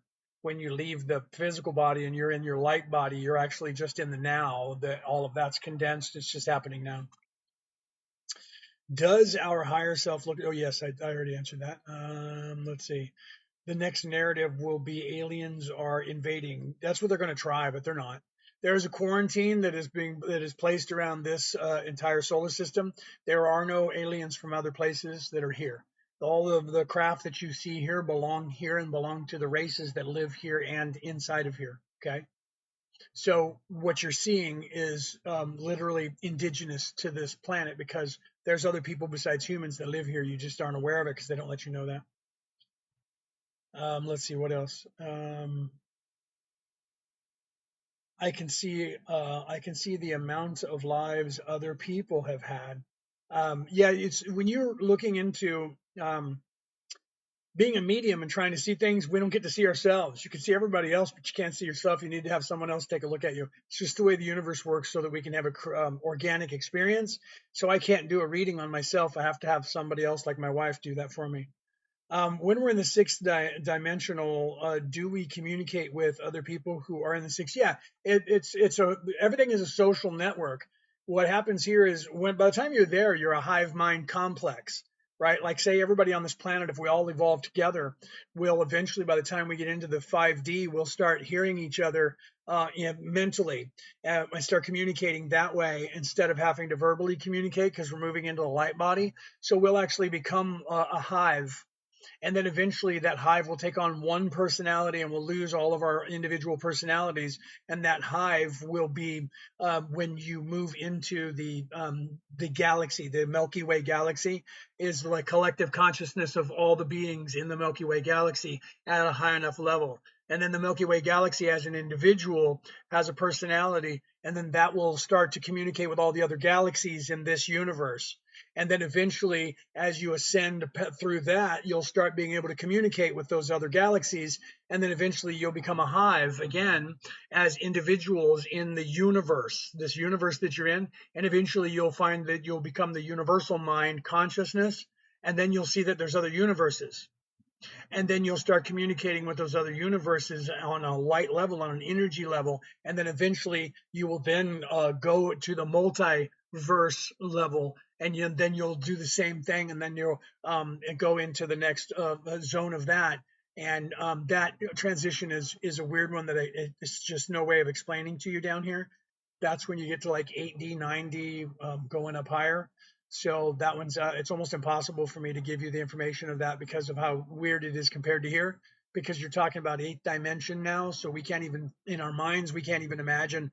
We have a hard time imagining the fifth dimension here in physical form. 4D is really scary to people, and people have a hard time imagining that. So trying to get to 8D is almost impossible with this mind. Are aliens in the ocean? Sometimes, yeah. Telepathy, yes. Telepathy it becomes the mainstay, right? How do we move into the light body? You just have to realize that you have one, that you are that you're not this physical body, and you start then associating yourself with that. How many times do we come to Earth? On average, normal third dimensional. So humans are like atoms. Yes, in a very scary way. We'll talk about that in a second too. So normally on a normal planet, you come in when you're first self-aware, you become in life one on Earth, and it's between 7 and 10 lifetimes. And by the time you get between 7 and 10 lifetimes, you would have realized normally that you are not this, that you have a higher soul, and you are that. And that acknowledgement, not just thinking it, but knowing it, moves you into 4D. And then when you're in 4D, you move up from there. So 3D normal timeline takes you 7 to 10 lifetimes, but everybody here has been stuck here for a very long time. That's why I've come here, and so many of us have come here to help. Otherwise, it's just normally 7 or 10, but most of you have been here for about 10, 20, probably more lifetimes, depending on how long you've been stuck here. Some of you have been stuck here since 77,000 years ago. Some of you just 20,000 years. But definitely everyone has been stuck for 12,000 years. Okay, but let's see, what was the other one? How do we move into the light body? Oh, I said that one, right? So humans are like atoms. Yeah, if you look, where are you coming from? I am Kelto. I am talking to you as my higher self, not my sixth dimensional self, my 11th dimensional, my 11th density self. My name is Kelto, and that is where I am currently. I'm a light physical being there, light body being there, energy, and I'm communicating down here to you in here. I'm actually aware of myself all the way there. So there is an anchor of me that's in the sixth dimension, and that's archangel energy that you're aware of, or an angel energy that you're aware of. And even higher up than that is where I am, which you guys would know as like an archon, or the archangels even higher up than that. There's a lot of us that are here. There's millions of us that are here. My wife is also one. We've come here and we've been here. I was here in the last cycle. So when that cycle was cold, when everybody graduated 77,000 years ago, this one started, and then the negative people that you call the Orion, or what we call them, the Orion Crusaders, the Anunnaki. When they got here with the information, they gave the information to the people here. That was 12,000 years ago, and you guys got stuck, and you've been stuck ever since. So everyone that was here at the time hasn't left. You guys have all been stuck here, going over and over and over in life, right? So, so some of you can't remember things, and it's okay. You're not supposed to until you wake up. They're keeping you in a place where you can't remember. But I came here in this life. I've been here just like you guys the entire time, over and over and over and over in history, for just since 77,000 years ago. For 60 lifetimes, I've been here trying to help fix this place, to get you guys back on track, to prepare for this time, and help fix this. A lot of us have been here that long. Some of us, because I was here in the last cycle. Okay, so I was here for another 77,000 years before that, and then I stayed here for this one, because we knew what was going to be happening, because we're outside of time, so we knew that everybody got stuck. So we came here because that's what we do. And then some of us are chasing those bad guys as they're on their way. They took over 23 solar systems in this part of the Milky Way galaxy, and we've freed all of them. It's just the residual mop up, like what's going on here. Right. So we're collapsing all the timelines that they distorted everybody into. We're pulling all the timelines back together. And you guys know those as the Mandela effect, when you have some of the memories. Right. So literally, you have an aura. It's white. Thank you. I guess I don't know. I don't see colors in the aura. I'm trying to unlock that within me. That's one of the things that my wife and I are both, because she can see colors kind of. I see auras, but I don't see the colors that you guys do, and I'm trying to get that right. Orion Rising on Spotify has so many awesome podcasts of Leo. Yes, if you guys go on Spotify, there's 560 episodes on Spotify that Ken Coco is talking about. Orion Rising is my podcast. It goes back to I don't know exactly what the first one was that I put on there because they deleted, or Podbean didn't delete me, but everybody else did 4 years ago. So there's 4 years of podcasts that you can listen to because I started putting them on that. So Apple Podcast, wherever you listen to an MP3 broadcast, just look for Orion Rising. He just put that in the chat there. Let me pin that so people can see that. I'll pin his thing here so you guys can see the name. And it'll sit up there for you. Orion Rising. If you go and listen, I do 3 hours at a time.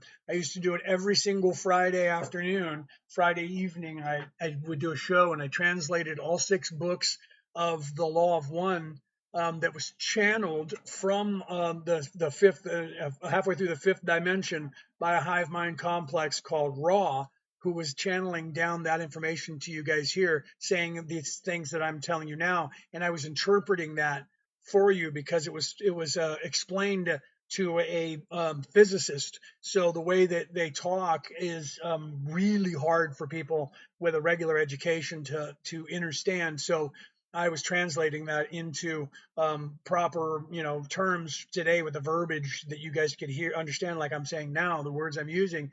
And I did it the first time back in 2017 or 2018. I did that very low vibration, and then I did it again in 2020 into 2024, I guess it was, and I did that very high vibration. So if you're very awake, the more awake you are, the more you're going to gravitate towards the second time I did that. And then I talk about everything else that I'm saying now as well. It's on everywhere you listen to an MP3 broadcast, and it's free. You can listen to over 561 episodes now, I think. And I put this stuff up here too. So after we get done talking here today, I'll turn this into an MP3 file, and I'll put the MP4 file on YouTube, on my name on YouTube, and it's there for you could watch me. And then I'll also put it on MP3 and put it out there for you guys. Okay. Thank you. Right. Yeah. Normally, thank you for that. Kang said your voice is so soothing. I normally fall asleep listening late at night. That's everybody. I tend to do that.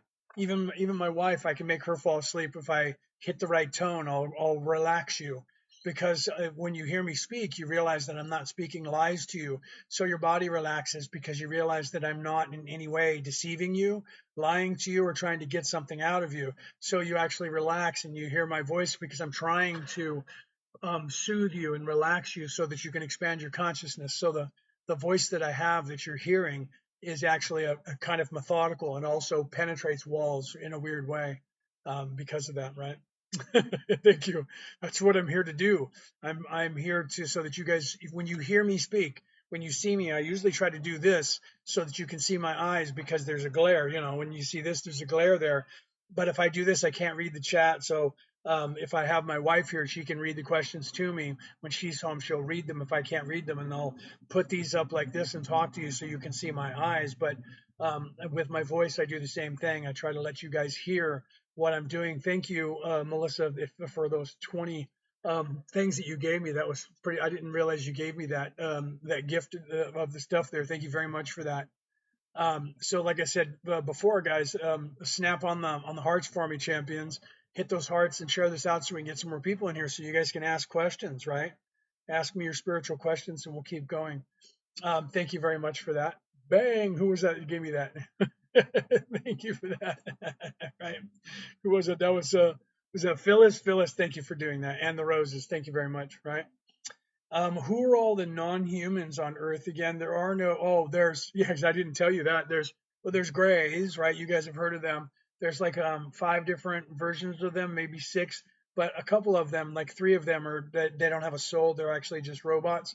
One of the 3 is actually a drone that other people control. The Nordics are here. Let's see, the Draco. I mean, you know about them, the really tall lizard guys. They've been living inside the Earth for a long time, right? So that's just that, and then that's just the people that are physically here.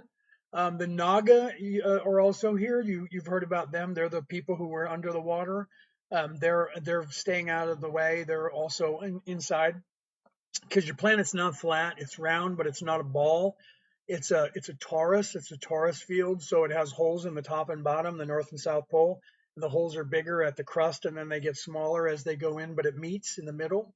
So you could actually, sail a boat or fly and go all the way through from one side to the other, but they don't want you to know that because there's people that are living there and they don't want you to know that, because if you knew that there were other people that are beings that are here that are intelligent, then you would expand your consciousness quicker and you wouldn't listen to the people here in 3D anymore. And you would be like, why am I listening to you? You're not in charge.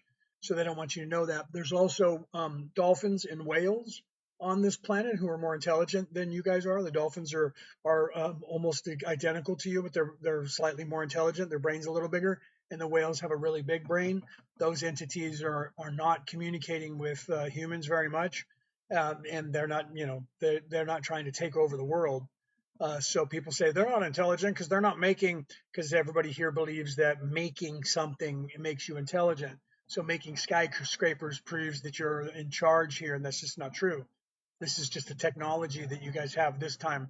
The time before this, they made things too, but they were smart enough to make things out of earth so that they didn't have to worry about things like in the United States, you guys make everything out of wood. I was there here too, and so you have termites, right? I lived next door to a guy when I was in the United States, and he was from Mexico, and he had a termite extermination company. And he said, in Mexico, I don't have a job. I said, what do you mean? He says, everybody makes everything out of earth in Mexico, except for in the big cities. So there are no termites. Over here in America, everything's made out of wood. So there's termites eating everything. So I have a job. So people don't realize that, right? So let's see what else you guys are saying here. I feel you there. It's always there. Sometimes it's easier to tune out. Sometimes it's not. You have to tune out all of the distractions that they're distracting you. That's the key to accelerating your, learn the Christ oil and live that Christ oil. And you can plot with your calendar or on your phone. I do both. When it goes in and out of your Christ oil, and you can expand your consciousness. Once you start to expand your consciousness, then you start to unlock the third eye slightly, and once you do that, you start realizing they're lying to you about everything, and you become immune very quickly to their gaslighting and their Jedi mind trick stuff. I'm sure you know what that means. And then once you get to that point, they can't control you anymore. Then they have to physically try to scare you in some way. And it doesn't take very much longer once you realize that you are a light body, right? It's illegal to communicate with dolphins. Why do you think that is? Why do you think it's illegal to communicate with dolphins? Because they don't want you to learn how to communicate with them, because they don't want you hearing what they have to say. Think about that. Why would it be considered illegal to do that? That's just crazy, right? So man has done so much destruction to the planet. And well, the whole idea of that word being said as man was they were referring to the entire species, but it has been turned into just the male because they've been controlling you females and shoving you out of the way so that they could keep everybody in a low vibration. Leo, I was talking about my ears ringing. I have tinnitus, Heather, so I have ears ringing because there was a time when I did other things before I was teaching this to you. I had to do some things to set up coalitions around the world so that we could actually fix this place. So because of that, I had to actually go to work for a few governments without them realizing who I was. And so because of that, I have like some concussive problems to where I have tinnitus ringing in my ears from damage done to my nerves in my ears. And sometimes it's really loud and it sucks.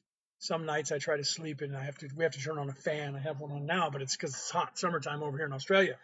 But yeah, sometimes it's really loud and I can't, it's just really loud and I have a hard time trying to go to sleep. Mine always rings. I've had no damage though. If you must have had damage somewhere for it to ring, but if not, and you don't have tinnitus, and you don't have anything wrong with your inner ear or your eardrums, then the ringing in your ears is usually, well, they'll tell you if it rings in a certain way, they'll say, well, you have high blood pressure. But if not, that's a communication you need to. Mine ring all the time, and I was being trained as a boy. My dad said there's a form of communication you need to understand here, son. Ringing in your ear, if it's your left side or your right side, think about people. If it doesn't do it all the time, and all of a sudden you get a ringing in one of your ears, left side is usually somebody saying something negative about you or putting negative energy towards you. Right side is the opposite because the devil's on your left shoulder. That's your ego, and that's the evil side. And the angels on your right shoulder. That's your conscience. So when you're talking and you hear your guides, you'll see that people, when they're being mediums, they'll turn this way to their right. because they're listening to their guides or your guides, and that's coming in positive information. The left side is the negative. It doesn't matter whether you're right-handed or left-handed. Okay. So if you get it ringing in one of your ears, go through a progression of, was that my dad, my mom, my brother, my, you can go down that list. And when you hit that person who's actually thinking about you or talking about you, the ringing will stop, whether they're saying something good or bad. And if you don't believe that that actually works, test that. When you do that, and you're sitting there and you go, oh, that's my sister Sadie, and it stops, text her or call her. And she's going to go, what were your ears ringing? What are your ears burning? I was just talking about you. That's where we get that actual saying from, by the way, because it is a form of communication. That's a form of telepathy that we're unaware of, right? So the story, wait a minute. So the story about the Moors and the Moors, true. Not quite sure what you're saying there. Moors and the Moors. Are you talking about the? It depends on. Yeah, I'm not sure. Where is that from? Where is that story from? I'm not sure of the reference there. What if it is both ears ringing? If it's both ears ringing, and see, I have tinnitus, so it's both ears ringing. If it's both ears, it could be still the same thing. Go through the progression of voices. If it never stops, and then think of opposition. Sometimes you can get it to stop just by going the opposition, trying to stop me from learning something. If it doesn't stop, you should have a ear doctor look at your ear and see if you have damage in them that you're unaware of. My mom said the same thing to us as kids. Are you talking about with the ears and listening? Then that means your mom had a little bit of training about ESP or the ability to communicate with other people. And if you do that, that's why that saying, were your ears just burning? Were your ears ringing? Those two sayings are because some people feel it as heat, and some people feel it as a pressure, and some people feel it as actual sound. And it's actually, is God here? Yes, God is here because we are all God. You just don't know that. Let me take you to 8D. Okay. If you look at my podcast, we were talking about that before. If you go to YouTube or Facebook and watch my podcast, especially the ones that has the intro music, because since I've been doing this on TikTok, I don't play that. I just come on here and start talking.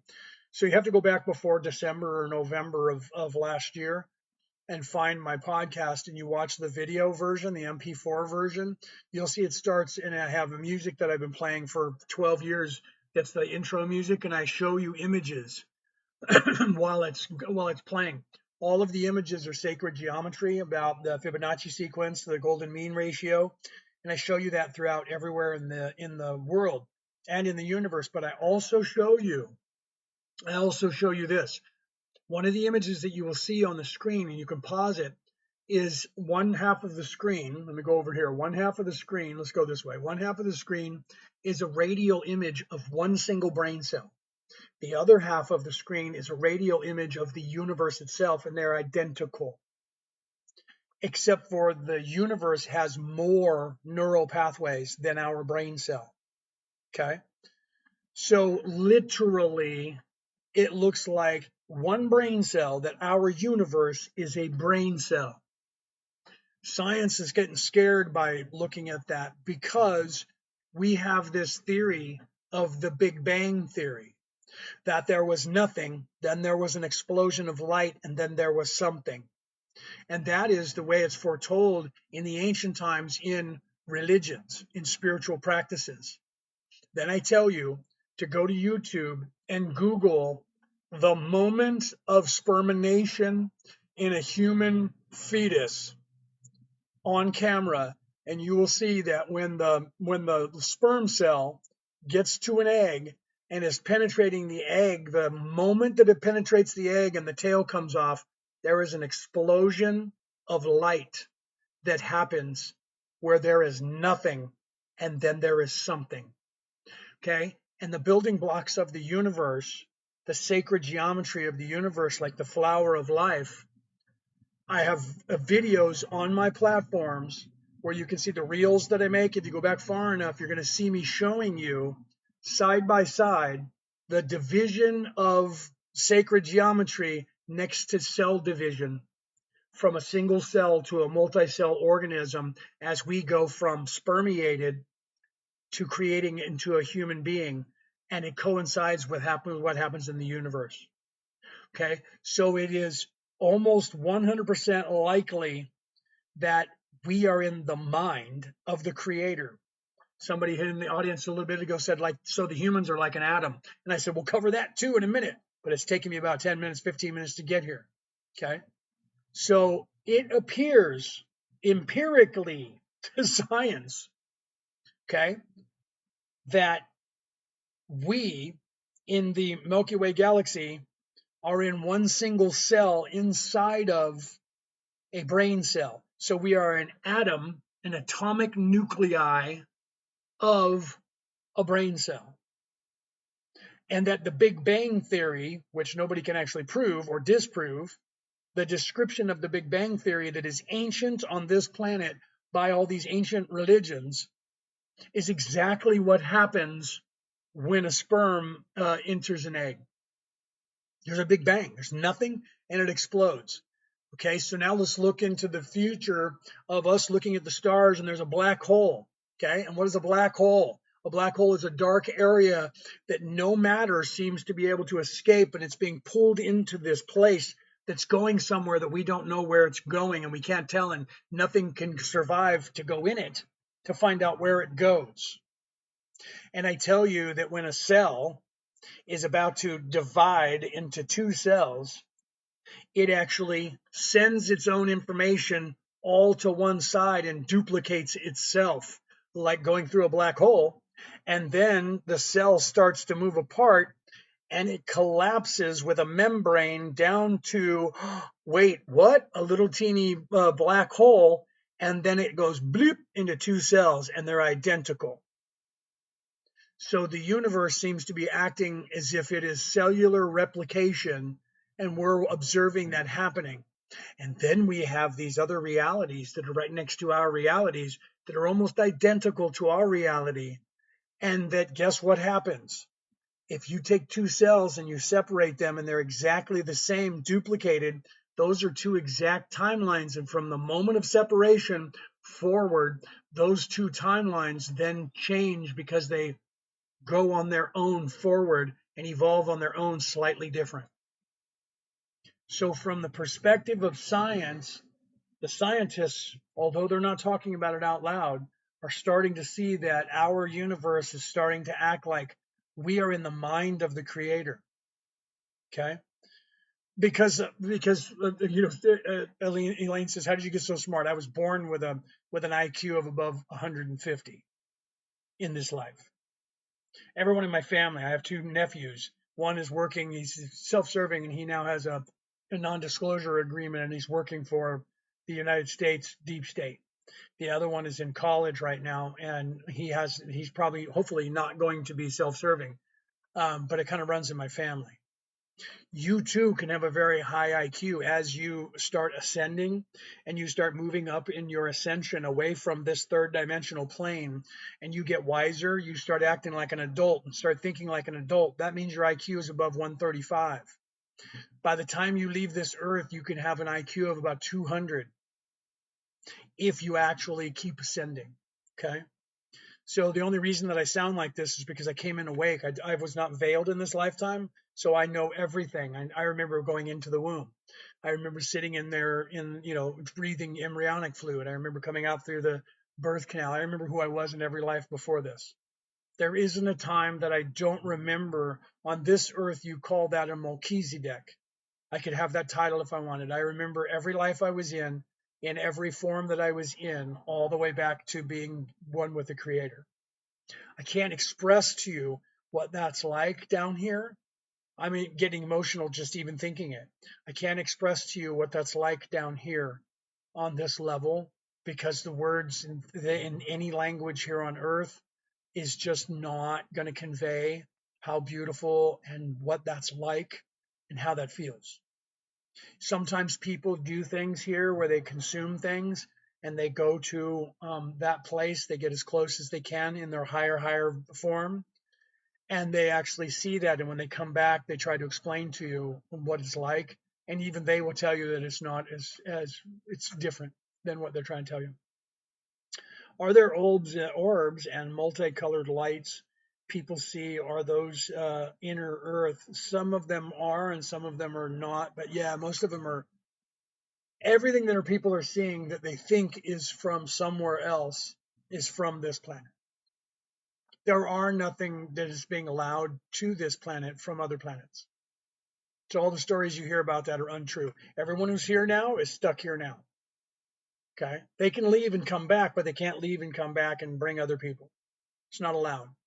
There's a blockade of our people that is keeping that from happening so that you're in quarantine so that we can fix you. No one else gets to do any damage to anybody here. Okay. And the other people that are there, they're just as stuck as you are.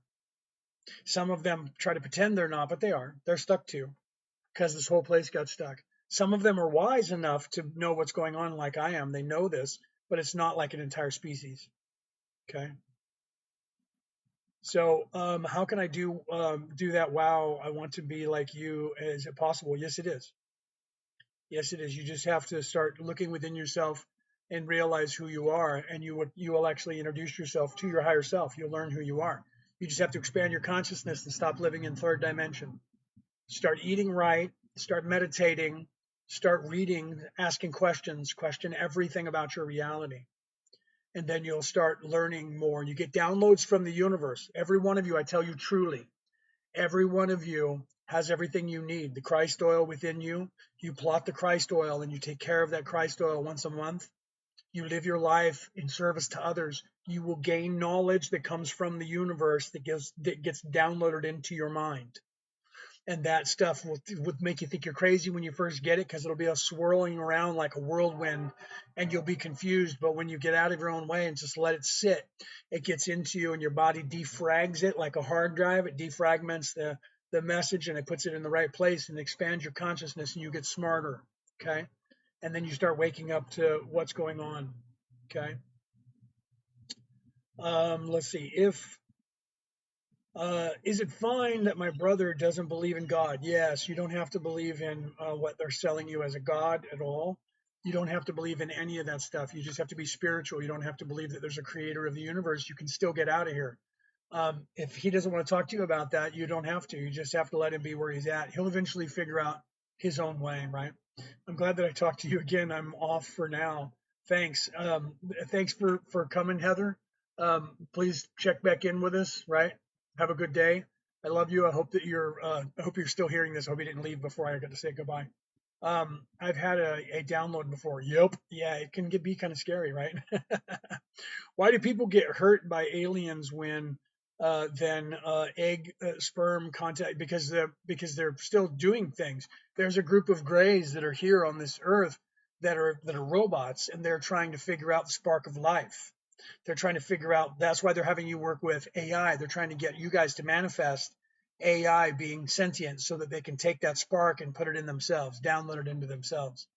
So they're actually studying you, trying to figure out how they can create that spark of life. They just know they can manufacture it because they don't want their genome to end, right? Have you ever heard the Palladians, other ETs, assisting with the Earth Alliance? Can you comment? Yes. Yet there are, I mean, some of you right now talking to me are not from here. You just don't remember it. Okay. Thank you very much for that. Tonto, I love that name. Tonto, thank you for that. And thank you, is that, I don't know if that's that Pupe, I don't know how to say your name. Thank you for those things. I don't know how to say your name there. So, what was the question? Hold on, what was the question again? Let me get back to that. ET, yes, assisting, yes. There are people that are channeling information into people that are down here that are from like, Bashir, right? I know Bashir. I mean, I haven't met him, the guy. I haven't met him. I haven't met Carl Anka in physical form yet, but my Kelto knows Bashir. So you have people that are from higher planes of existence that are talking to people through people down here that are assisting you. So there are many of those, and you have people communicating like what's his name? I can't think of his name right now. He's been communicating with the Andromedans for since the 1990s. There's two girls in the Czech Republic that are communicating with Uli. The Podreskas, the sisters, they've been doing that since the 1990s. People from governments go to them over there in the Czech Republic all the time. I'm friends with them, and I used to talk about their stuff on my podcast. So Oli is from the 11th density as well, and Oli is channeling to them, and he talks about the same thing where there is actual spaceships that you guys don't see that are literally hiding and cloaked that are blocking and blockading this place from other aliens coming in third dimension, fourth dimension, and in fifth dimension. The Galactic Council, you guys might know of that. The Galactic Council, I actually sit on that council sometimes. If you've ever gone in front of the council, you never get to see any of the council members' faces. And we even sometimes distort our voices, but some of you recognize my voice. That's why you're hearing me, and recognize that if you've ever been taken before the council. I'm from Orion, and I am part of the Orion Coalition of Light, which is attached to the Orion Council of Light. I am one of the members on the Orion Council of Light. That council is attached to the Council of Planets, right? The Galactic Council, whatever you guys know that as. And we rotate in and out on the council. And that's why they're always dressed in, you see us all dressed in robes and our faces are blocked. You can't see who we are. Okay. There's a reason for that. If no one is in charge when you get there, being in charge in a hierarchy is a third dimensional construct. So when you get up there high enough, there is no one in charge. Everybody just does what's right. And that's why the councils don't have any, you don't get to know who's on the councils, so nobody can be bribed. And so it takes away the ego. And once you get past the sixth dimension, there is no ego anyways. So up until that point, then we have to be cloaked from you so that you don't know that it's us speaking to you. But I thought you said that aliens aren't from other places than Earth. Physicality, aliens are not flying spaceships here from other places. People who are in service to others who want to come to Earth to help go to before the council, and they talk to the council and they say that they want to help. And those people are then approved or disapproved. If you're in self-serving, you don't get to come down here. If you're in service to others, then you lower your vibration from your light form thought wave individuality. And then you are put into a human fetus and you create a life just like everyone else does. And you're born and you are mind wiped and you don't remember who you are. And you're born on Earth and you live amongst the people of Earth, hoping that you wake up and remember why you came here. And most of you don't wake up. And you're just living and you're trying to do the best that you can. And then sometimes you wake up a little bit and you start to realize that. And then before, the people down here would try to hunt for you, find you. And if you were in any way thinking for yourself, they would unalive you, especially if you were feminine. They would unalive you. Okay. So they've been hunting you. That's called the temporal war. It's a war that goes on in the past, present, and future, and the the third, fourth, and fifth dimension, as well as different timelines that overlap, that you guys call a Mandela effect. And when you remember a memory from a thing that's no longer that way, it's because you were in a different timeline, and that timeline collapsed into this timeline, and now you're in this timeline and you have a different memory. They call it the Mandela effect because Nelson Mandela, and the 3 different memories that people have for Nelson Mandela. And I can talk about some of those, like, do you remember in Disney, Tinkerbell coming up to the camera and going poof, and all the sparkles going all over like that, and then Tinkerbell going around and over the castle? Or did Tinkerbell just fly by and then go around over the castle? In this reality that you're currently in, Disney says that other one never happened. But there are hundreds of millions of people on this earth that have that memory. Okay. So let me see what else you guys are saying here. So I dreamt of the Galactic Council and saw a dolphin man. There you go. Okay. So you were there and you probably saw one of the people who were either guarding the place or not cloaked at the time. Why do they spray the skies with chemicals? Because that's trying to keep your vibration low. They're putting stuff in the atmosphere that's you're breathing, and it's also keeping the vibrations down so that you can expand as much as you're supposed to. They're doing that in the water, the things that you do in the water. They're putting stuff like calcium in the water to calcify your pituitary gland and your third eye to keep you from waking up.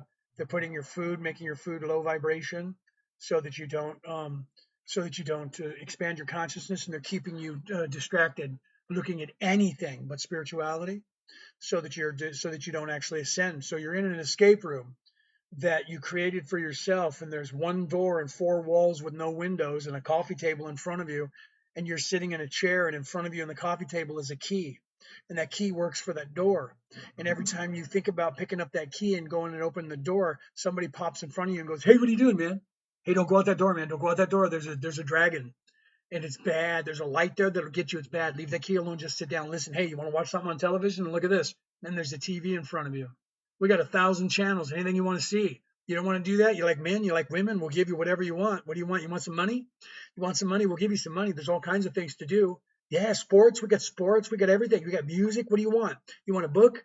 Everything you want. Oh, you're religious. Well, Jesus said, wait here. I'm coming back. So hold on. Just chill out right here. I'll get you a beer, get you some food, put your feet up, relax. And that's what they're doing to you. Okay. And the more you just sit around, right? So what about the Bible, etc.? Every single Bible on this earth for every single religion has within it the way that you can get out of here. And every single religion is being controlled from the top down so that they can't tell you about it because it's still in there, though. You just have to know where to see it. Okay. And I've talked about that. I wrote about it in my book right here, The Reality About Reality, Returning to the Old Ways. Okay, by me. And there's a link in the bio. You can buy this book online anywhere, including on ebook. There's just not an audio book for it yet. You can listen to my podcast for free. It's called Orion Rising, and it's out there in the world. You can listen to it. There's 560 episodes of me talking like this, telling you what's going on. Okay, every religion is identical. I talked about it earlier today. Every religion is identical when you look at the creation stories and what's happening, and they're keeping you from looking at that. And they're telling you, Jesus said, wait here. They took Jesus and turned him into a dictator that made him a god. And then they told you have to worship him. And oh, by the way, go over there and attack those people. Okay. They took away the way that he was teaching you, which was peaceful, which was duality, which was male and female, he was teaching you that. And when after his sacrifice, his wife, Mary Magdalene, was supposed to take over the church, but Peter, who was in love with Jesus secretly and didn't want anyone to know it, took control of the church. Okay. And you can look that up in the books that are still left in. When Jesus was sitting next to Mary, Peter said, I hate her and her entire kind, but it's better to marry than to burn. Jesus didn't like women and didn't want to be married to one. So as soon as he took control of the church, he immediately said, no one can get married if they're in charge, if they're in the church, because you have to be married to the church. And women can't be clergy. Women can only be our slaves and do what we tell them. So we'll call them a nun. And men were in charge and they didn't have to get married, and women couldn't get married either. And you didn't have to do any of that stuff. And he got to live his life without having to worry about being married anymore, because he didn't want to be married, because he was in love with Jesus and he liked men. Nothing wrong with that. You can read that. You can look that up. Scholars are aware of that. Theologians are starting to admit that out loud now. Yes, please, Nav, you can go. It's free. There's almost 600 episodes, and I put all the podcasts from here in TikTok up there as well. So when you go back far enough, you'll start hearing intro music. That's the podcast I was doing before I started going on TikTok and going live. And that I did that all the way back to 2016. I started doing that, but on the MP3 broadcast, you're not going to find all of those, and because all of those are gone now. So there was another 500 episodes that Google deplatformed me on YouTube and deleted them all, and then Facebook deplatformed me on Facebook and deleted 550 episodes. In fact, right on Facebook right now, there's only about 10 episodes on Facebook left up there. And on YouTube, on my new site, I used to have one called Orion Rising. They deleted that. There's one under my name, Leonard O'Neill, 1067, Leonard O'Neill 1067, the numbers.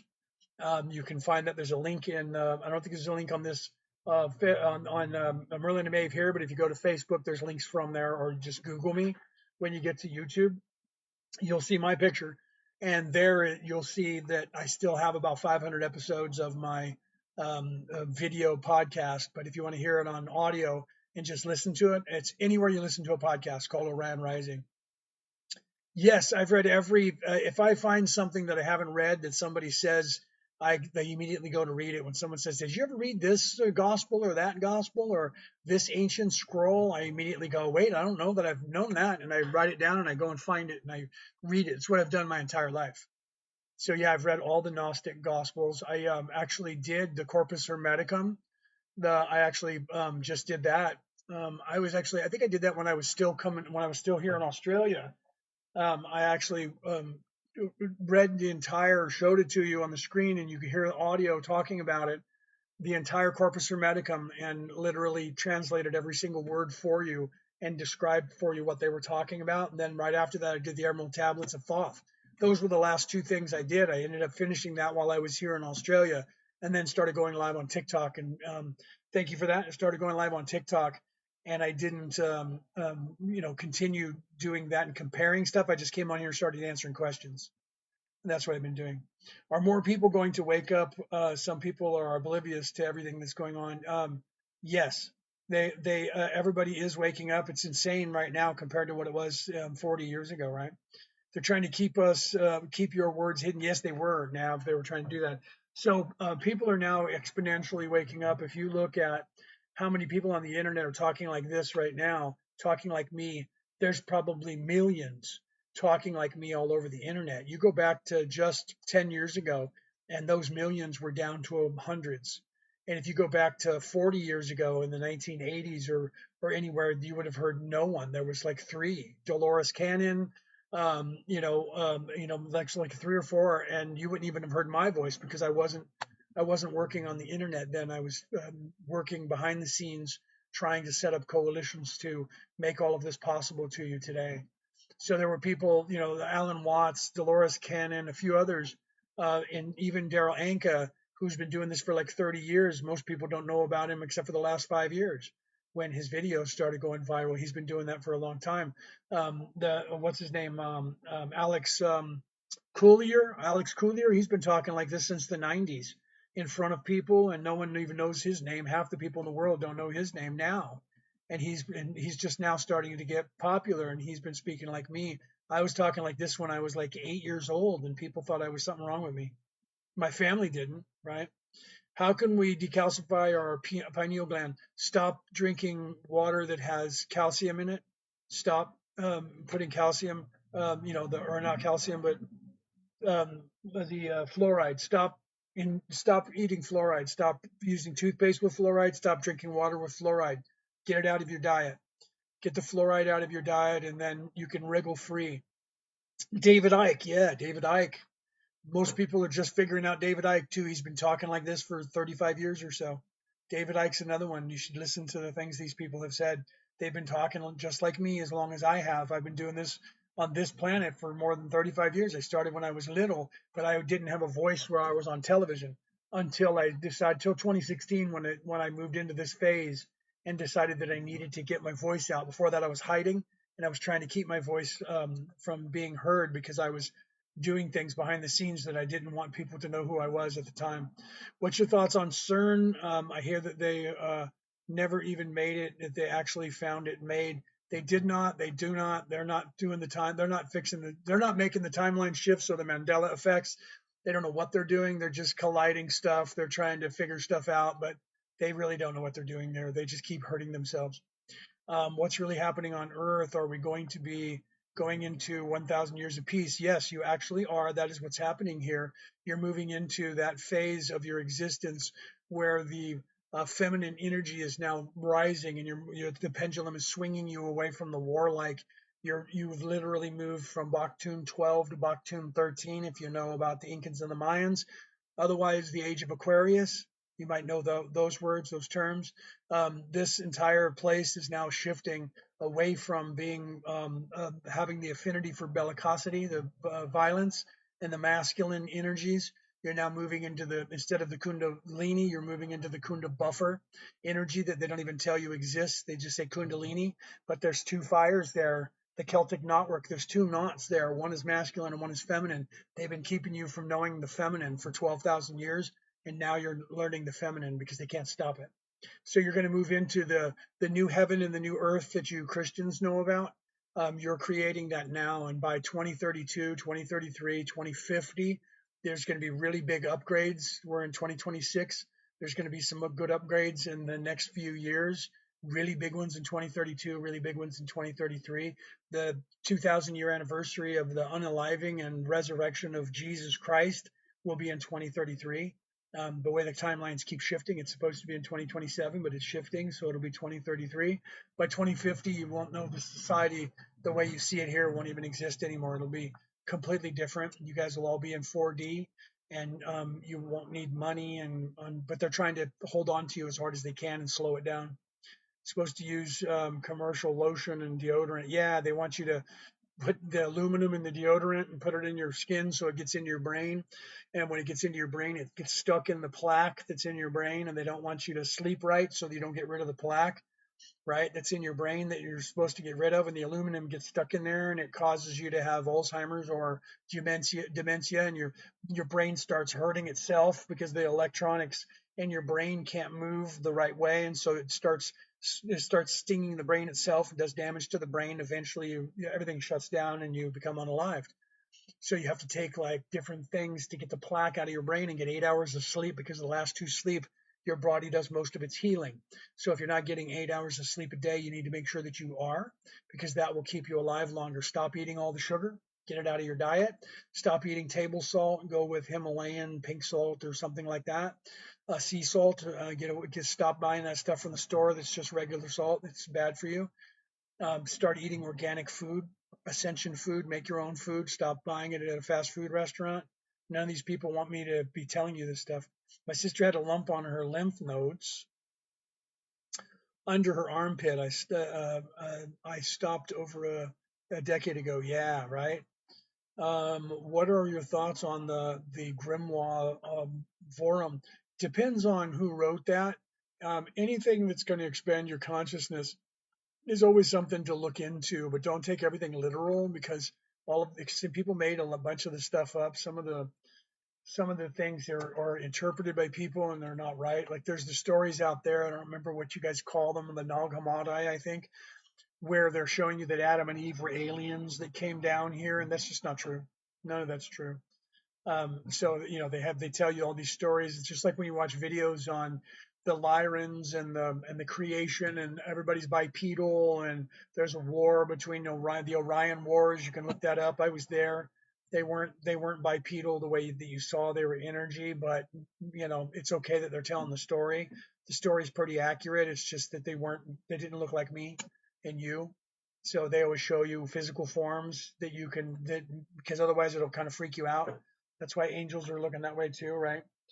So yeah, Orion Wars. You can look that up. There's videos you can find on YouTube called about the Orion Wars.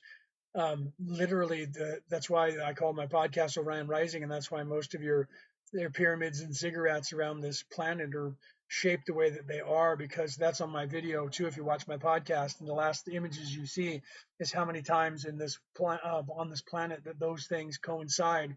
The pyramids at Giza. That's why my podcast is from my book cover, and the pyramids of Giza with the Orion's belt right above it up in the air, because a lot of us came from one of those three star systems on Orion's belt and came down here, and we've been pointing up to the stars for a long time.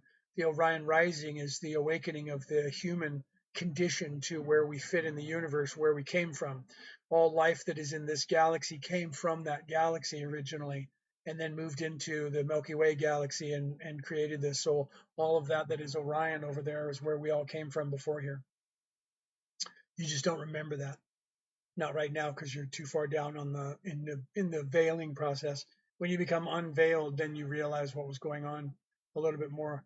I can't remember a thing, right? I watched your live for 100 minutes. Thank you for that, right? And if you do, that's pretty badass. Thank you a lot for doing that. Because you'll learn a lot from that. I've been talking like this for a long time, so thank you for that. Helping my leg cramps and night so you can sleep may get better. Yeah, if you sleep right. Did you say what is that? Originate from Lyra? No, some people have though. I was one of the people that created the Lyrans. I am the Patal. We are the Patal.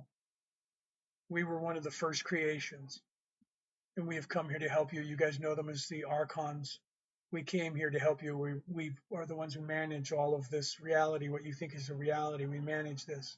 And now we're here to help you because you got stuck. So we were hiding from you for most of your existence while you were stuck. And now that you guys are awake enough, we're actually telling you who we are. You guys, some of you know us as archangels. And we're down here to help you in human form now to move back into 4D. And these people that think they're your captors can't stop us anymore. When will we become unveiled. Each individual will become unveiled in the time that you decide that you will become unveiled. Because when you decide that you want to become unveiled, you'll stop living in the third dimension and thinking that's all there is. And you will seek spirituality, and then spirituality will find you because it's looking for you as well. You will look up to the universe and figure out what's going on here and expand your consciousness. And then the veil will be pulled back, and then you will get downloads from your higher self, and you will become unveiled, and you will no longer have to reside in this place. When will we become, oh, that was the question. When will we become unveiled? When is Nasara Gasara? That's an untrue, made up third dimensional construct. That's not going to happen. But the idea of like your rapture that the Christians said, that's also not going to happen. But that used to be the way that it used to be. But we're doing something different in this reality this time. So you're going to have a mass awakening that's going to happen between now and 50 years from now. If we do it right, it'll be by 2033, not 2050. Otherwise, you have to wait until 2050 because we're in 2026. So between now and 49 years from now, you will be in the utopian society, but we're shooting for faster than that. So we're looking at 2033. You'll have all of that. So you won't need money or any of that, and AI will be under control, and all of these politicians and the families who think they own you won't have any power anymore. Oops, I got stuff on my glasses.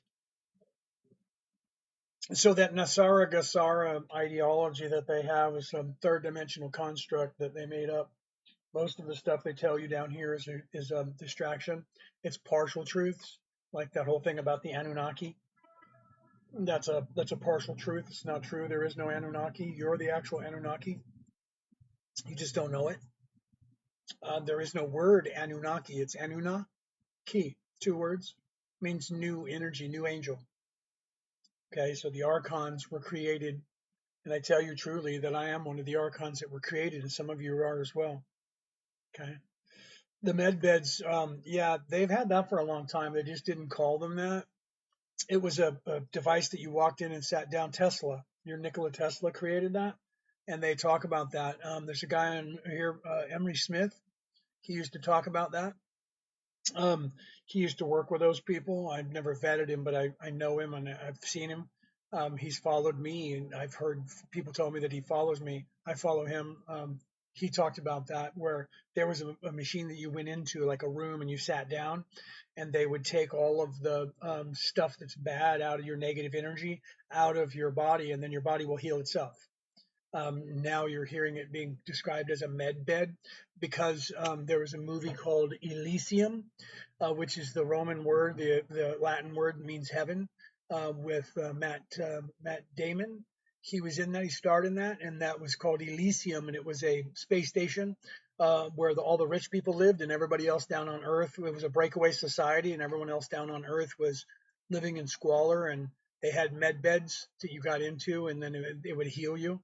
But also, that concept comes from the television series Stargate, the movie, and Stargate SG-1 and Stargate Atlantis, the TV series that were around. They had a sarcophagus, which means a coffin or a bed, and they were a med bed. You'd get in and close it, and it would heal the human body. So that concept has been around on your planet for about 45 years, and it's been being shown to you. And Nikola Tesla, back almost 100 years ago now, was working on that. Okay.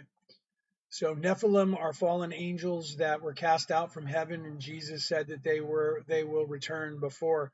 That's not true. Nobody was cast out from heaven. Those are parables that were told to you when you were, 50,000 years ago, when you were very simple-minded. And how do I explain to you the concept of everything that's happening right now is just inside the mind of the Creator? You, me, and everything is we're just a thought, a dream inside the Creator, and the Creator is sleeping and trying to figure out who it is, and we're playing out as that. That's why you have the idea of there was a giant in space, and that the giant was unalived, and the skull was the dome that we're living in, and that the bones are the mountains, and the blood is the rivers. That's actually in the oceans. That's actually the Creator story of 9 of your 12 most prominent religions on the face of this planet right now currently. That was being told to very simple children 12,000 to 50,000 years ago so that they would understand the concept of everything that's going on is just happening in the head of the creator. So everyone thinks that there's a dome and that it's hard as a rock, and that's just because you've learned the difference. But that was the story that was told to you thousands and thousands of years ago. So the Nephilim, who were being told, was another translation. Hi, my wife. There's my wife, Brooke, who just came into the audience. Brooke O'Neill. That's my Satori, who's also from the 11th dimension, who is here to help you as well. There she is in the audience. Hi, baby. I was wondering if that was you earlier that pinned that thing, because someone pinned something. Um, Heaven is within you, not a place. Do you see what Brooke is telling you? So yes, heaven is within you. It's not a place that you're going to. And the Nephilim, where there was no war, there was no third dimensional. That's a construct that's down here in third dimension. A war in heaven where God got mad and cast people out. That's a third dimensional construct. That's not real. That didn't happen. Nothing like that ever happened. The fall that you're thinking of was you volunteering to do this, by the way. You just don't remember that because you haven't woken up to that. So all of those stories were allegories, no different than if there's a tree in a forest and it falls, if there's no human there, will it make sound if there's no one there to witness it? That's no different than that story. The allegory of the cave, if you ever took philosophy, is the same story of the creation of the universe and you being veiled and then being afraid to unveil. That's what that allegory is about. I don't know if you know about that story. I could tell you that story. Though it's supposed to help you to reason about that. So if you guys ever took philosophy, you know what you're talking about. I think it's my wife coming home. That sounds like it. I didn't realize it is actually. My wife is off of work or home for lunch. Not off work. She's home for lunch.